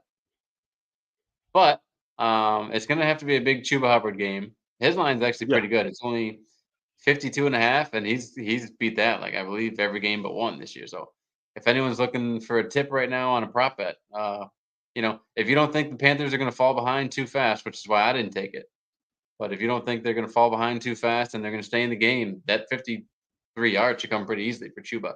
The thing that worries me, I believe Jonathan Brooks is this is going to be his debut. yeah. This is gonna be his debut, and I think it's gonna be a big Jonathan Brooks game, and because they've been anticipating him all year, and what better time to do it against Kansas City? They're The not great Chiefs at are. stopping the I'm kind run. of I mean, surprised they're huh? only favored by 7. Yep, the Chiefs only favored by 7. Yep. That tells you how bad they've been playing this year. That tells you exactly how bad they played this year. The Vikings traveling to Chicago to take on the Bears. Vikings 8-2. Their I'm going Vikings. division Go. rival Bears are 4-6. I am going I'm going Vikings as Vikings. well. The Bears are in disarray. The Bears. They are. I don't fucking know what the fuck's going on with Chicago at this point. They are in complete fucking disarray. It's just Matt But Eberflus got to if I go. were to pick an upset, this would be I my can't. upset. I couldn't. I couldn't with a good conscience pick this as an upset because yes, Minnesota's defense has not been playing great. Oh, God damn it! Now it's going another And overtime. you're Can't not going to believe this either. what? The Bears, I mean, it opened. It's kind of. I'm not the best gambler. It's not. It's not easy for me to read, but the opening numbers anyway were Bears favored by 3. Who the That's fuck pretty picked wild. those numbers? I That's, I can that's see pretty wild. why because I mean you look at the game they had against Jacksonville, they won without scoring a touchdown, and the Vikings defense and shit the offense itself they they don't they just didn't they haven't looked like they looked when in the beginning of the season when they were on that win streak, and ever since they played Detroit they kind of just been average at best. Yeah. So I couldn't in good I couldn't even fix my mouth to say this could be an upset. Let's see here. I think the Bears can pull it off. We'll see. You know what? Fuck it. I'm gonna have a little more conviction. I'll pick the Bears. Bears win this game. Uh, moving on to 7-4 Texans, another division game, taking on the 2-8 Will Levis, fresh off his nearly 300-yard game. And the Titans. We got an upset here for you. Any chance Will Levis takes down the Joe Mixon and Stroud and the boys, Nico Collins? Ah, shit, they're healthy, man. You got Nico Collins back, Joe Mixon's shit. Joe Mixon's looking like a top 5 running back this night. So, but CJ Stroud's been bothering me. CJ Stroud's really been bothering me. His decision making has been subpar. He doesn't. He looked like he's starting to regress. Like he really, really is. I mean, you look at the Lions game, the fucking the terrible interceptions that he threw. Yeah. Hell, even last week against the Cowboys, he had a bad interception. they Joe Mixon's the reason they won that game. I mean, Nico Collins and the receivers did their job, but Joe Mixon's the real reason they won that game. Yeah. So I mean, this could be a toss up, but I'm gonna go with I gotta go with the better team, the Texans, on this one. And I do need a point of correction here. Another me reading the thing wrong. That Chiefs game opened with them favored by 7, but they're currently favored by 11. This one, let's see, Texans are currently favored 7.5. And you're right. Stroud does not look as good as he did at the end of last season, and certainly not at the beginning of this season when him and Nico Collins were hooking up all the time for those big plays. I think, you know, Jalen doesn't look nearly as good without AJ. That might end up being the thing here with CJ and Nico. But I think it's just a rough patch. I think ultimately CJ will be fine. But you are right to say the Texans win this game. I totally agree. Moving on to This is not the even a Detroit question. Lions That's a Lions win. traveling to Indianapolis to take on This is a Anthony Lions win. Richardson. This is a Lions win. This is a Lions win. This is not even close. Anthony Richardson, the- he'd be lucky if he doesn't throw 6 interceptions. I don't know. I don't even see them coming close. After the ass whooping they gave Jacksonville last week, I don't even see them coming close. The coach coming close to even beating his team. Lions have now suffered 2 big losses on defense. They lost Aiden Hutchinson earlier, and now middle linebacker Alex Anzalone may be back for the playoffs. We're not sure, but he got Yeah, injured and they that's right. lost. He fractured his forearm. He broke his forearm. One of the two. But I mean, even then, I still don't see the coach winning this game. I don't either.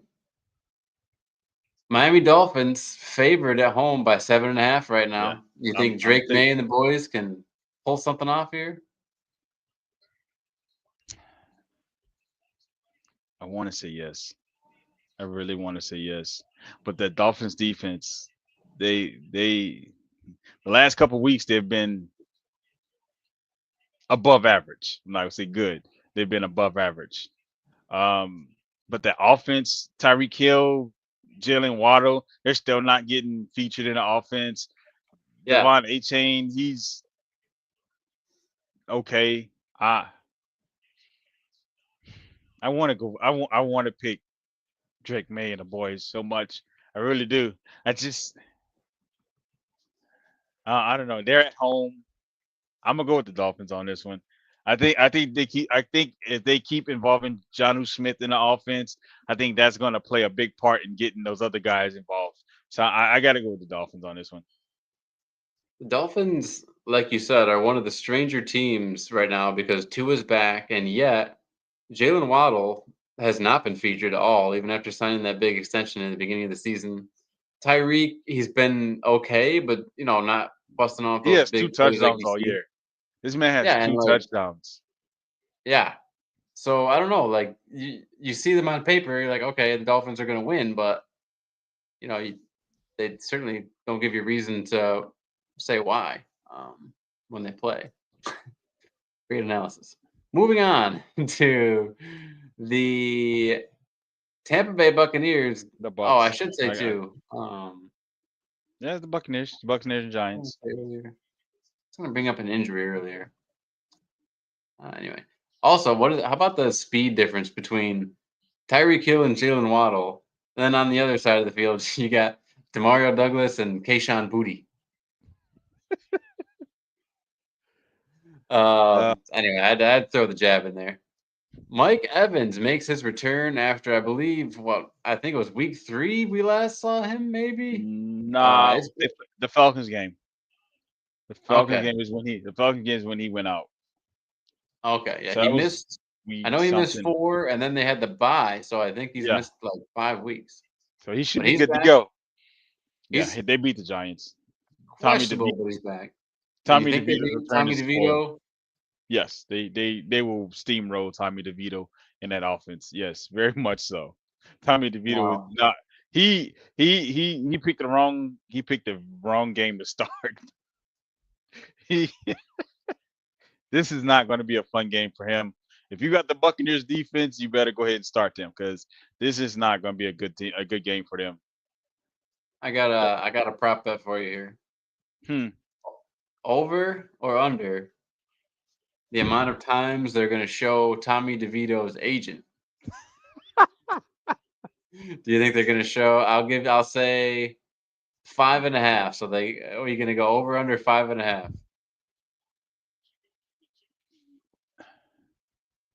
See, this is a tricky one because it's going to depend on how he plays. If he plays well, because when Kansas City's playing well, they constantly show Taylor. Yep. When they're not, they don't show that often. I think it's going to depend on how he plays. If he plays well, I think they're going to show him and his family a lot. Because I got a feeling his family's going to be there. But if he plays like shit, it might be. I'm gonna say under. If he plays like shit, it's gonna be for sure under. It's gonna be a for sure thing. Oh man, I hate showing my thin forearms on camera. I can try to avoid it all. Look at those. I can wrap my entire hand. There's space. I can do it again. Terrible. Um, Moving on. There's Commanders. Commanders. No Trayvon Diggs to Commanders. The Washington Commanders are favored by, hang on, 10.5. The Commanders. 10.5 is low. That's a low ball. I would bump that up to at least 15. 14 So to you 15. got no Dak, no Trayvon Diggs. No. So Dak CD's and banged up. CD's banged up. Micah is, I don't know what the fuck's going on with Micah. Checked out. You still don't have DeMarcus Lawrence. The secondary is fucking awful. Yeah, man, this could be a runaway quickly. This could be easily a 3-touchdown game. You like Bo Nix in this one? Broncos Yes, at the Raiders? 100%. I like the Broncos period in this one. That Bo Nix is looking. I don't think he can catch Jaden Daniels for the rookie of the year, Right. but I believe he could damn sure make it close. He's in the conversation for sure. Yeah. But yeah, I like the Broncos in this game. Their defense is fucking. I hate what they did to the Falcons last week, but that defense, the offense is clicking. Bo Nix he's accurate. I picked Bo Nix to be the best quarterback in the draft. I felt like he was the real steal of this draft. Everybody knew Jaden Daniels was gonna be, but Yep. after Jaden Daniels, it was just like, well, who's next? I said Bo Nix. I've always said Bo Nix. I like Bo Nix. He was terrible at Auburn, but when he went to Oregon, he became a different player. So I believe Bo Nix is probably the second best quarterback in this rookie class, and he's gonna be the best quarterback on the field on Sunday. No, you definitely were all about Bo Nix for sure. Nate, I do have, before we get off this game, we're talking about rookies of the year. Mm-hmm. Shit. And there is a name I just wanted to bring up just to see what you thought. These are Brock Bowers' numbers for the year so far. Dude, Brock fucking Bowers is a fucking freak of nature. Like listen, the Raiders get it. I hated that he went to the Raiders because I hate that he's gonna be on this fucking piss poor team. I would like if he'd went to like Arizona. Jets? Fuck no, not the Jets. Like a team that's somewhat established, that has an established quarterback, like Arizona, or maybe even like a Green Bay, like somewhere where he can flourish and he has a chance to see success. He's Yeah. never going to see success in with the Raiders, ever. I know. I mean, Andy Holloway from the Fantasy Footballers has called Dalton Schultz the slowest player on the field many a time. So it would be interesting to see Brock Bowers down there in Houston catching Hell, passes. even dude, and if he was in Houston, do you understand? Listen, that would probably be the scariest offense in the league. Nico, because again, everybody didn't know much about Nico Collins. Yeah, he had flashes last year, but he's definitely he's wide receiver one. Then you got Stephon Diggs, Tank Dell, and then you bring in Joe Mixon along with a guy like Brock Bowers. Get the fuck out of here. You go ahead. That'd be the scariest goddamn offense you got to deal with. Absolutely not. Pretty wild. I know we talked about CJ earlier, kind of struggling, but a guy like Brock would certainly help a lot. Absolutely. That security blanket. Moving on, we talked about it, the Brock Purdy less San I, Francisco 49ers probably not standing much of a chance now, especially in Green Bay. yeah, I'm gonna go Niners on. I'm gonna go to Green and the Packers on this one because unless somehow this guy this backup becomes like amazing, I don't see them beating Green unless Christian McCaffrey decides to take over. Yeah, Nah, game of his life. I gotta go Green Bay on this one. Which I will say, Juwan Jennings, how about the little breakout he's having this late in his career? That's pretty nice. Finally, they don't have Brandon Ayuk anymore, so now he can shine like he should. And then Deebo Samuels is nowhere to be fucking found. He's falling off. He's certainly falling off. He's pushing his long snapper around for whatever reason. Deebo Samuels is going to be always that gadget guy. He's not a number one. Hell, he's not even number 3. I don't think he's a 2 or 3 receiver. I think he's that gadget guy. He's that guy you bring in that because he doesn't get separation. I mean, how often do you see Deebo run away from a fucking a corner? I don't know, man. I'd put him in the same category as Percy Harvin. Like he actually was a good receiver. That's exactly I'm what saying. It's gonna be. My point is, I think he actually was a good receiver, but because he was so good at doing other things, he gets remembered not so much for being the good receiver he was. But Deebo's not a good receiver.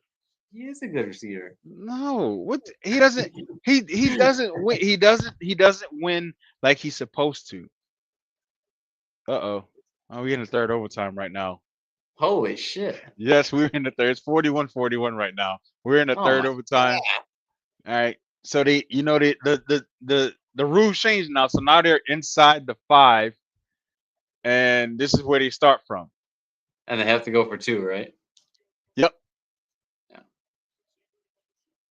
And a wacky fucking division out here in the NFC West. Cardinals certainly.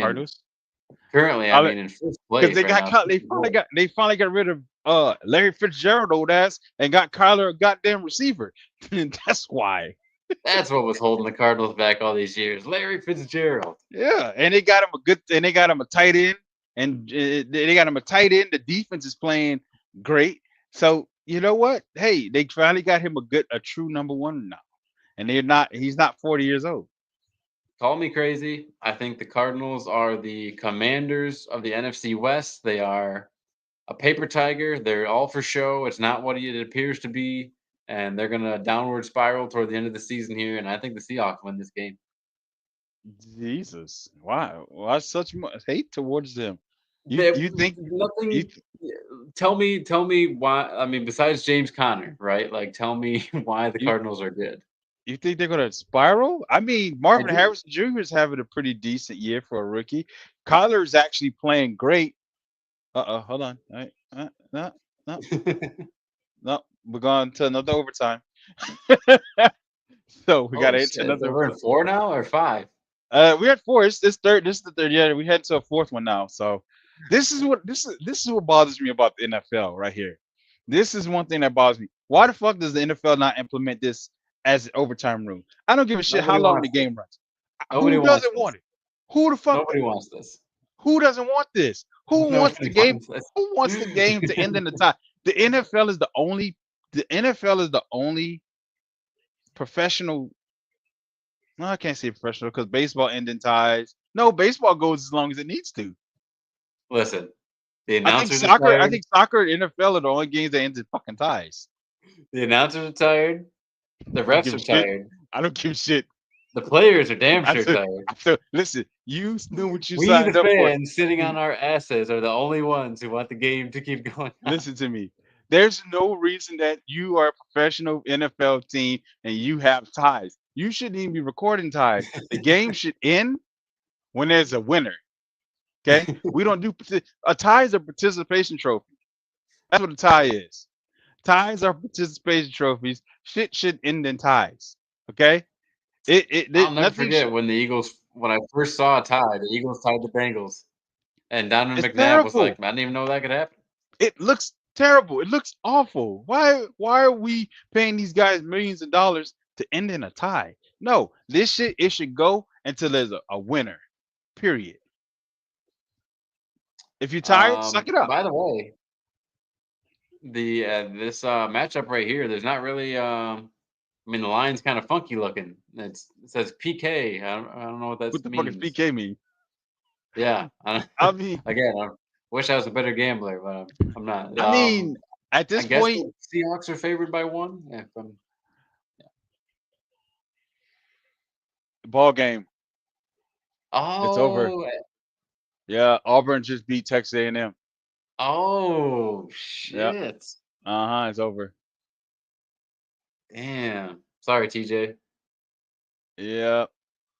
Well, is it You know over? his ass is still up. I don't wait. No, I don't think it's over. Well, maybe I think it is over. Yeah, it's over.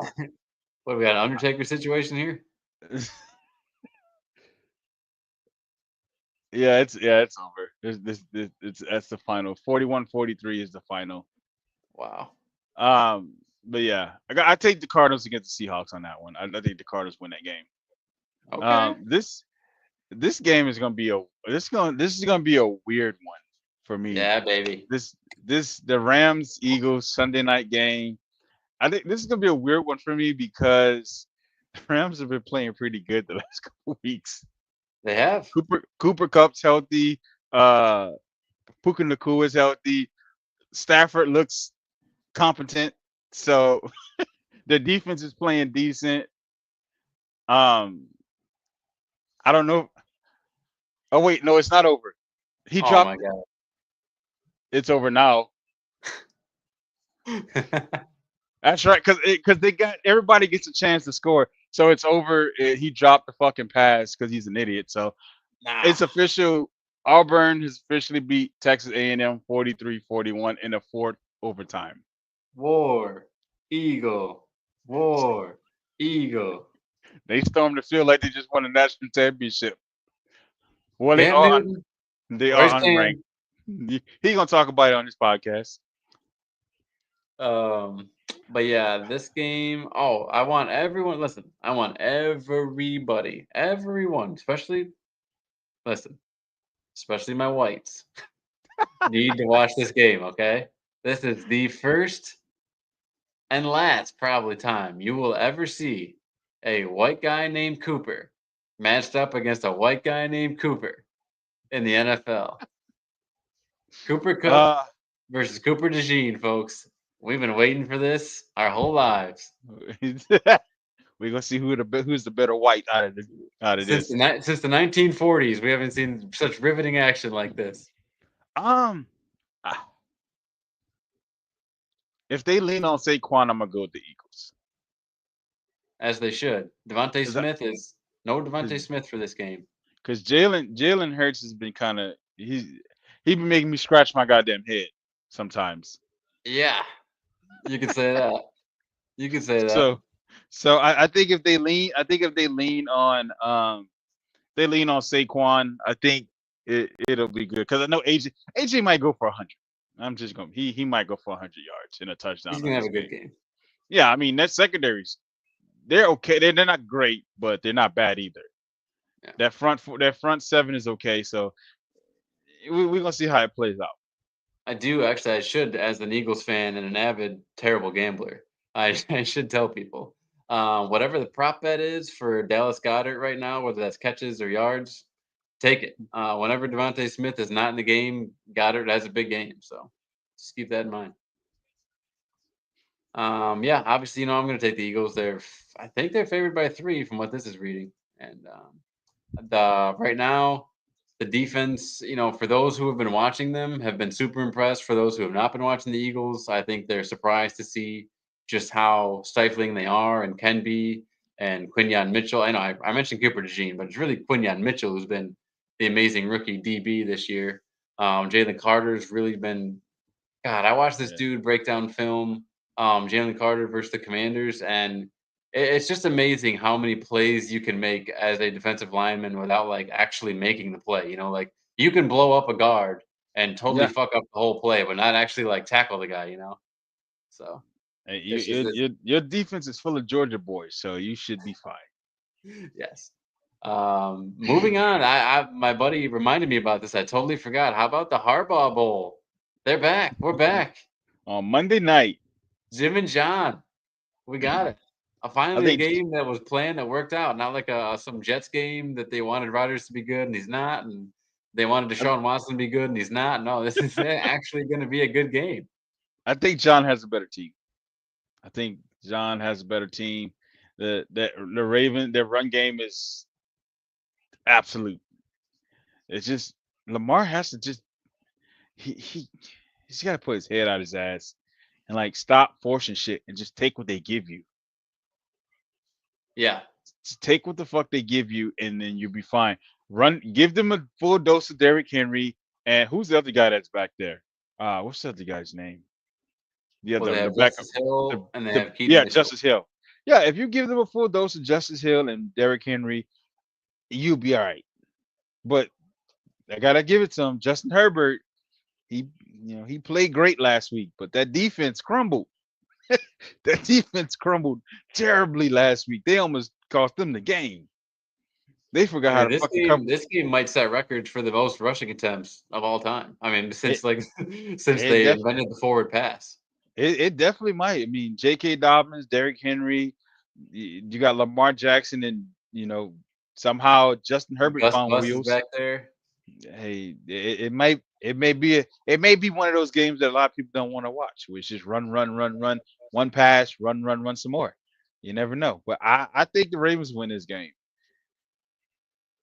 Okay, you think the Ravens win this game? I Yeah, think personally, I think the Chargers have been really opening it up as far as the passing game. Lad McConkey certainly is the favorite target, but also you got Quentin Johnson all of a sudden yeah. making big He plays, catching touchdown passes. he learned how to catch in the He offseason. learned how to catch. Herbert, he's been steadily like over 220 these past several games after like No, barely don't tell me cracking, that, because if I go and I put a prop bet, he's gonna go under fucking 200. Don't do that. No, I'm not doing that shit, bastard. It's so bad. We have such a problem now. Like we just started and it's such a problem. It's fucking terrible. But now Quay Johnson, he's showing the guy that he was supposed to be last year. So Yes. he's finally he's catching. He learned how to catch the ball. That was his biggest issue, is catching the ball. And give some props to Harbaugh. Like that's partially coaching, right? Like giving the guy some confidence and putting him in position to what he has been good at. hmm I think he's had a couple 2 touchdown games this season.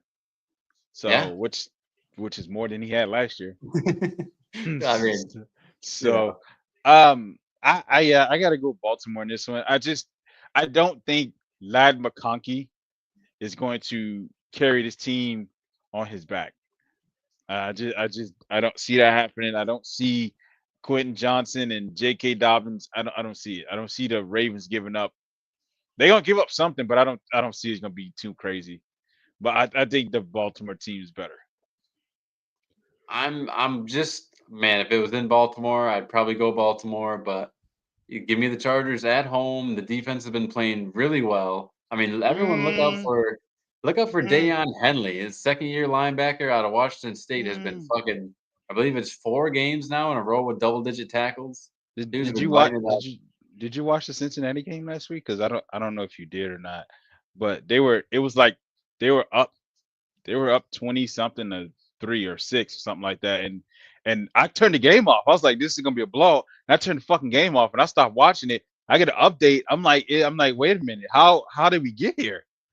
Apparently the That was a def crazy game. You are right. That was crazy. apparently the defense forgot, they stayed in the locker room and forgot to come back out on the field, and Joe Burrow just carved them up. The Chargers almost totally charged themselves. For sure. I mean, if it wasn't for J.K. Dobbins, that game would have ended in a really bad situation. No, I just think this Ravens defense, especially the passing defense, has been really bad. And with the Yeah. way Herbert's playing right now, I think they can do it. At home, I think they can do it. I gotta give you that, because I'm thinking about the Cleveland game that they played. They didn't they Jameis lit their asses on fire. So I mean, I'm looking at it more of a point thing. I don't think they can go point for point with this Ravens team, but again, Zay Flowers and Deontay Johnson, they got to figure the fuck out. Mark Andrews got to get involved too. So Yeah, it's like um, Zay was doing fine until Deontay came aboard. All of a sudden, they don't know how to use Zay anymore.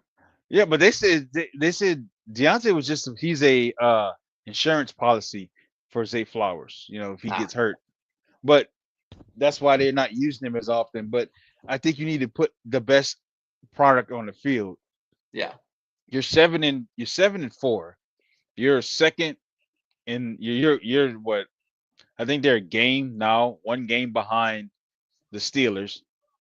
I think you put your best product on the field. That way you can keep up with the Steelers because you still got to play them one more time in Baltimore. So you might want to figure that the fuck out. Ravens are actually favored by 2 in this one. So I the go with that. games we differ on Monday night, and we differ on. I think the Bears can beat the Vikings. So those are our 2 we'll be looking out for. Yeah, because if the Bears beat the Vikings need to go ahead and pack it up. You Nate, before we get out of here, I do have a prop lineup that I made today, embarrassingly, that I want to share with you. See what you think about it. I'm gonna have to take a break on that one because I it just stresses me out. I I can't know. do that. So let's start with some of the ones I think are more accomplishable. Mm-hmm. So when the you got the Buccaneers, right, Right.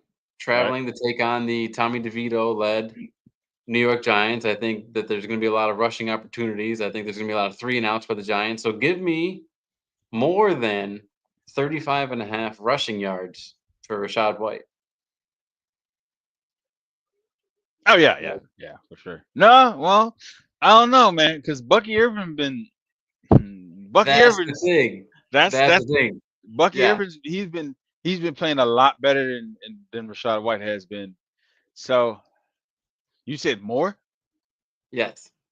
I mean, with that Giants defense, you get a couple big breaks. I mean, I don't think they're gonna completely take him out the game, but I think it's possible. I take that. I take it. And Bucky's line is at like I think 52 or 53 for those of you 52 wondering. yards? Yeah. Yeah. Okay. Well, they must be looking at like the big chunk plays with him. They must think he's just going to get a bigger workload. Well, we'll see. I mean, I mean, yeah, barring injury, I think that 35.5 is doable. It's 35 Uh, fucking yards. I So know, dude. Yeah. If he doesn't get it, trust me, I'll be the first to text you. I can you say that. when the Commanders take on the Dallas Cowboys, I have Zach Ertz getting 4 catches.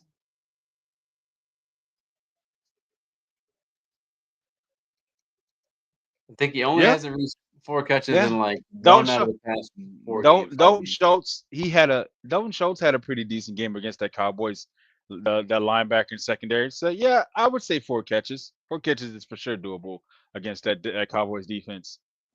I mean, a catch per quarter, right? You got to break it down. Yeah. I mean, yeah. He can do it. And you know what's crazy? Here's the craziest thing. So I was listening. I don't know what video I was watching, and I didn't realize the limited amount of possessions that you get for per quarter. Dude, It's you get fucking 2 per insane. 40. You You maybe basically, get 8, 9 yeah, possessions for the whole game. yeah. I feel like that's like no fucking way. That's not true. But if you like watching a game and you think about it, yeah, like you may get 2.5 possessions per quarter. Dude, it's crazy how long I've watched football and have not thought about it that Never, way until I you start never, fucking until you I start doing this never, shit. You don't think about yeah, it I that way. never thought about it. I'm like, you start it didn't like, yeah, you bring the gambling in, so you're like, okay, they finna get back on the field. The fucking quarter's over. Like, oh, what the fuck? And then it's just like you don't realize that their possessions are limited, like Very. extreme. Like it's really like if you're a good team, 3 possessions a quarter. If you're an Yeah, average team, 2.5 maybe. If you're a terrible team, you're getting at best 1, maybe absolutely. 2. And I'm just like, that's like you look at that. I'm like, that's the wildest number And then now when I watch the games, I'm like, huh, they had 2 possessions in the first quarter. And then Oh yeah. they only had 1 possession? Huh. And then it's just like the game's over and like they really didn't have fucking possessions. It's Dude, like, and holy this shit. Ravens Chargers game with how much they each run the ball and chew clock, you're not gonna get more than 2 possessions per quarter. Yeah, and that's dude, that's the craziest part about this whole thing. I was like, I've watched football this my entire like since I could understand the game and never thought about that. Yep. Opportunities. All right, so Rashad White, he's gonna get 36 yards for sure. Ertz is gonna get 4 catches for sure. My next one. This one, I don't know, man. No, no, no. I don't like that. You're a little shaky. Your voice got a little shaky. Adam Thielen in his I don't like first where this game is back. going. Can Adam Thielen in his first game back get me 26 yards? 26 measly yards from Carolina's #1 receiver. He's gonna get me 22 yards. I I'm just going know to he s- is. I'm going to say no in this situation. Oh, oh. Because again, like I told you earlier, that in order for this to take place, that the Panthers are gonna have to play good football, mistake-free football. I do Chuba not think football. I do not think I think it's gonna be a very run-heavy game. I don't see Bryce Young doing an extreme, an over amount of throwing. I don't, unless it's like a big ass chunk play. I just don't see him running away from a Kansas City corner. I just don't. Not at this age. I don't see that happening. If this was like if this was like 5 years ago, I was like, yeah, absolutely, he can get you. Now, nah. He what, 30, 34? Nah, E- hell no. even if he gets 5 catches for 5 yards a pop, that won't do it. No, it won't. Per quarter? Nah, nah. You still gonna be short. He it's gonna have to be like a serious like chunk play. It's gonna have to be like a fucking lapse in coverage, a busted Listen, coverage play. if there's anything we know Bryce Young is good for, it's chunk plays. I don't Chunk. know. I, They call him Bryce Chunk Play Young. I don't know. I don't know, man. That that's that should be one of those goblin picks because I don't know. I don't know, man. I don't know about that one. Man. You said 26 yards Yeah. against I man. mean, they're gonna have to throw the whole game. I mean, I don't think Buffalo got better receivers, so I don't. Nah, I don't. Nah, I don't. I mean, that's if he get that shit. Man, that's gonna be a fucking hell of a. I'm gonna be so heartbroken when he's short.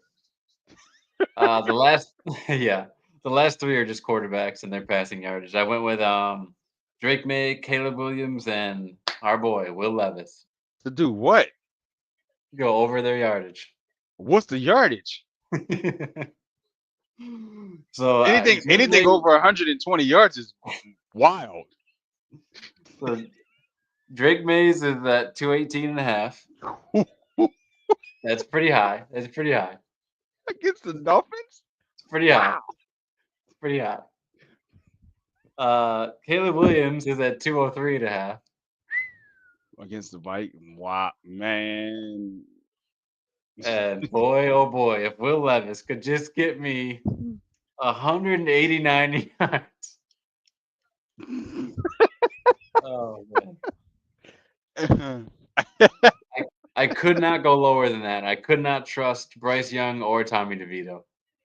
189 yards against the Vikings. No, 203 Levis against Jesus Christ, man. at 203, the That's Vikings. Levis got the Texans. I'm gonna be honest with you. Will Levis is probably the more doable out of the two. I hope so. But here's the fucked up thing. I've seen it, and this is when you start when you start betting, is that it's very possible for a quarterback to throw under 160 some yards. Yeah. Yeah. It's very possible.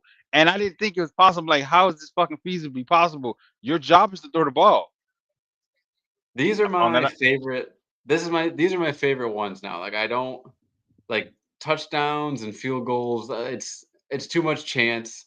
It's Like a lot of chance. it's too much chance. I know you have to pass the ball. You have to run the ball. So if Hmm. I just believe you can pass for more or run than more, I'll bet on it. But I'm not taking any more fucking.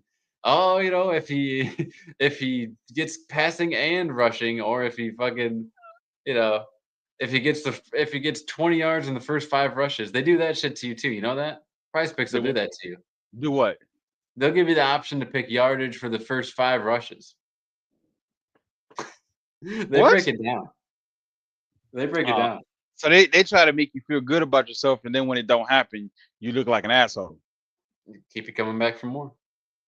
Nah, fuck that. Nah. Though the quarterbacks are gonna be tough. Quarterbacks are Yeah, gonna be tough. quarterbacks are easy. That Adam Thielen one is gonna be tough. I mean, I hate that you say that because I figured that'd be the easiest one. He's you the you would guy. think He's the you guy. He would can't get you 26 would yards. think you would think. I mean, it's possible. Look, Jerry Judy had 38 yards in the first half, Yeah. and he played against a pretty decent Steelers team. So it's possible. But again, Jerry Judy is not as old as Adam Thielen, and Adam Thielen is not running. His movement is not great. He's No. coming off a hamstring injury. And he's questionable. He's not even like It's not even like they took him Right. off the injury report. At his age, he's not. He's He's questionable still. a little shaky, little shaky. So Uh, I'm not. I man, listen. If you hit, I am in full support, sir. If everything hits, I will celebrate with you. But I'm just telling you, as a realist, the Thielen picks and the quarterback picks, you're gonna be sweating on tomorrow. You're gonna oh, be the sweating. quarterback picks are going to keep me up tonight.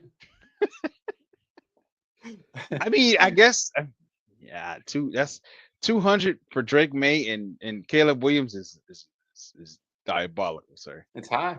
It's high. That's fast high. That's I giraffe have ass been high.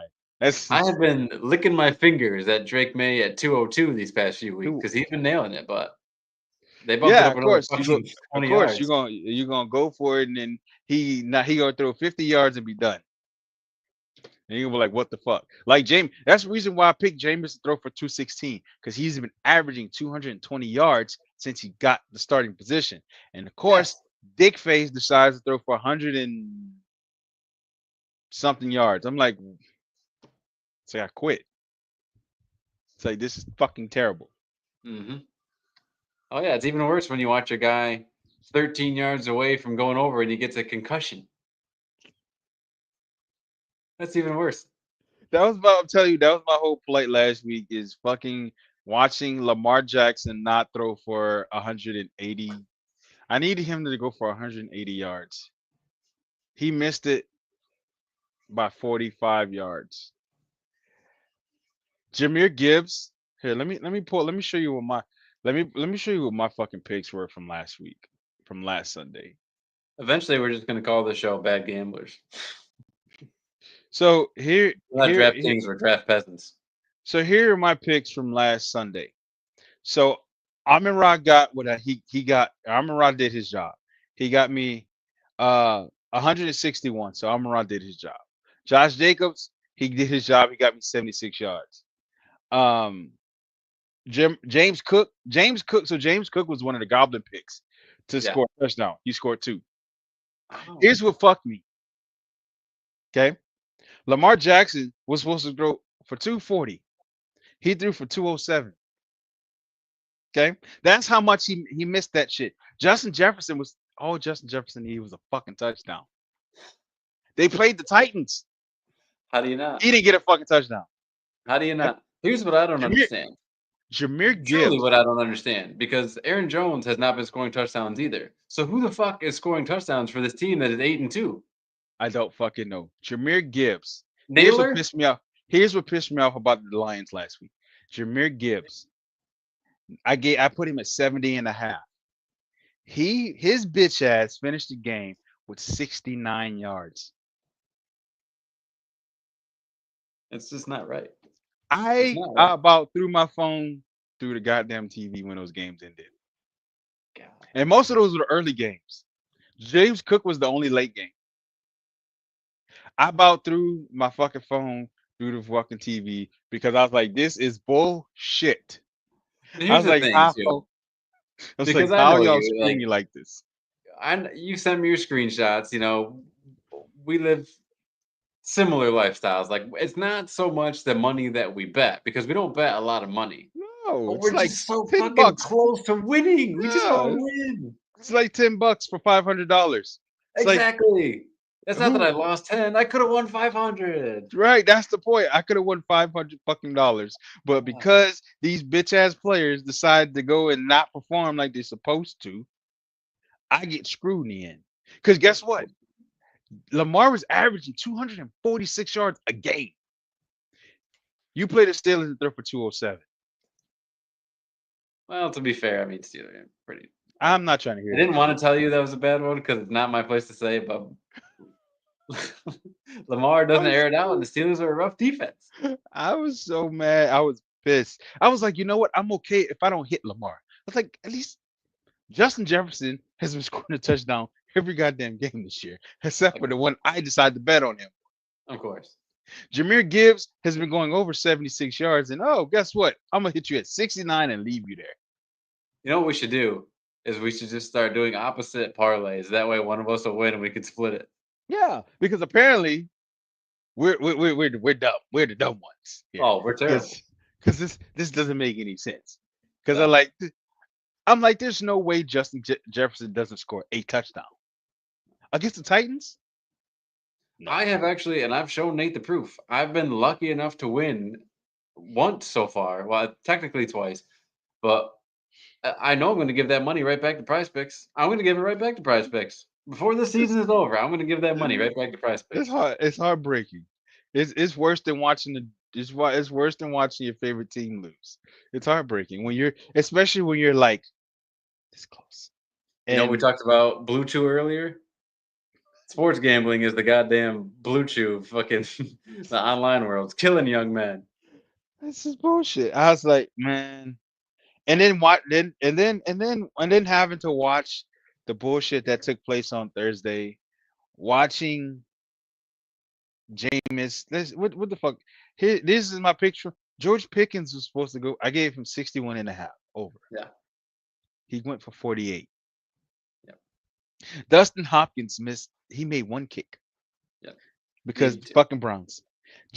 James Needed to Winston with actually. 3 opportunities to kick to. Jameis Winston and Russell Wilson were the only picks that hit. Jameis actually went for 219. I had him over 216, so that was good. Russell, I had him at 188. He went for 270, which is fine. Jerry Good ball Jeudy weather. was not supposed to go over 48 yards. Here's the crazy thing. Jerry Jeudy was sitting at 39 yards up until the fucking fourth quarter. Up until the last, you remember that last play where he scrambled and threw the ball and Jerry Jeudy just magically caught it? Oh, that little floater. Yeah, he was at 39 yards up until that point. And Najee's the worst running back on the Steelers team. He's the worst running back on that Steelers team.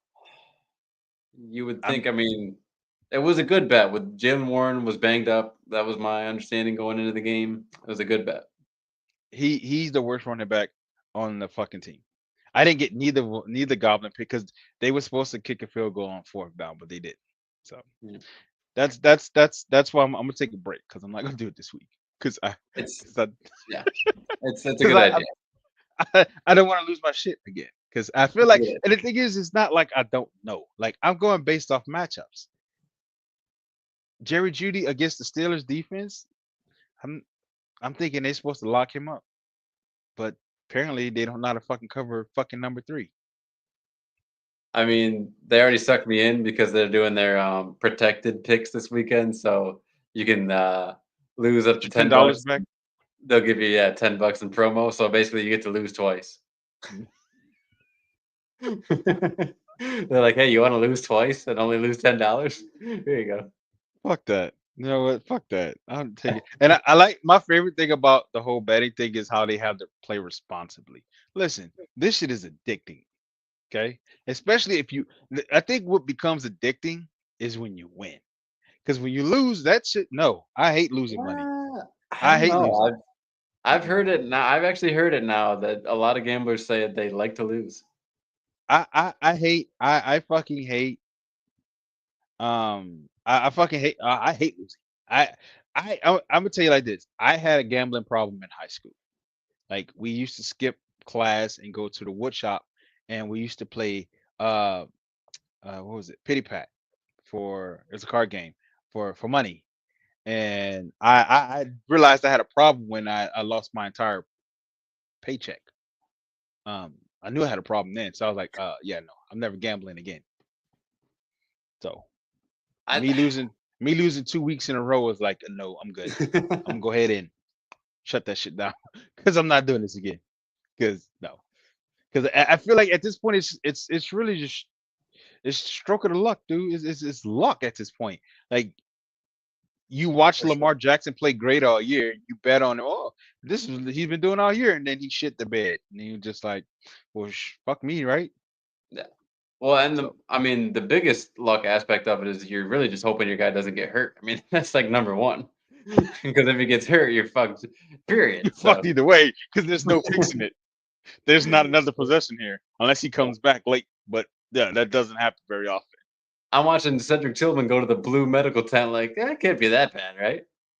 Once they go in that blue medical tent, it's a done deal. Once I saw the hit, I was like, yeah, that's a concussion. So MFers, it's been a fun night. It's been a great night. We got 2 hours in tonight. 2:21. I had a great time talking sports with my friend Nate. We talked about the Thursday night game and the snowstorm that was the Browns versus Steelers. Talked about Jake Paul and Mike Tyson. We talked about little Mike Malarkey and Blasting Pass. If you don't remember him, we had a story. Go back and watch it. Brought up college football, the Crimson Tide. Nate, what happened to the Crimson Tide tonight? they got the ass whipped. That's what happened to them. They got a long ride back to Tuscaloosa. Oklahoma Sooners circled the wagons and took it to those elephants. And War Eagle takes fucking Texas A&M to what? Quadruple overtime? Triple overtime? Or overtime to beat them 43-41. God damn, that's what I said. Well, that was it. We talked NFL. We gave our picks. Hopefully, we're all right. We'll see who wins the Harbaugh Bowl. Thank you guys so much for watching. Thank you, Kelsey, for commenting. That certainly helps the algo. You know how it goes. We're gonna have this thing on YouTube in no time. Hopefully, I can figure out how to get it from live to the other the rest of the video, so people actually watch it. But Nate, the good news is we have a solid floor of 7 viewers. So no matter what I put out there, I know we're gonna get 7. Hey man, listen. It doesn't matter if it's 1, 7, doesn't matter. Long as some eyes are on us. It truly doesn't matter, and it truly doesn't matter if eyes are on us, because that's when we do our best, Nate. And I get in my own head about it, but I'm just talking to my friend about sports, and we happen to be on camera. That's the show. That's it. That's the show. There's And as long as I keep thinking of it that way. it's no rocket science to this. Yeah. You know? And then once football season is over, mostly football turns into basketball. It just turns into just other like sports. that. She tuned out. She's like, all right, I've had enough of this gay shit. I'm out of here. Just like that, we lost our one viewer. Just as soon as I said, you know what, who cares about the viewers? She was like, all right, well, fuck you then. Oh, man. All right, MFers. Thank you so much. Keep your eyes on the Facebook page so you can keep updated to let you know when we're going to be live again. You can join the chat and have fun with us. But in the meantime, if you like the show, please like it. Please subscribe. Please share it. And we'll see you next time. Nate? I'm out of here.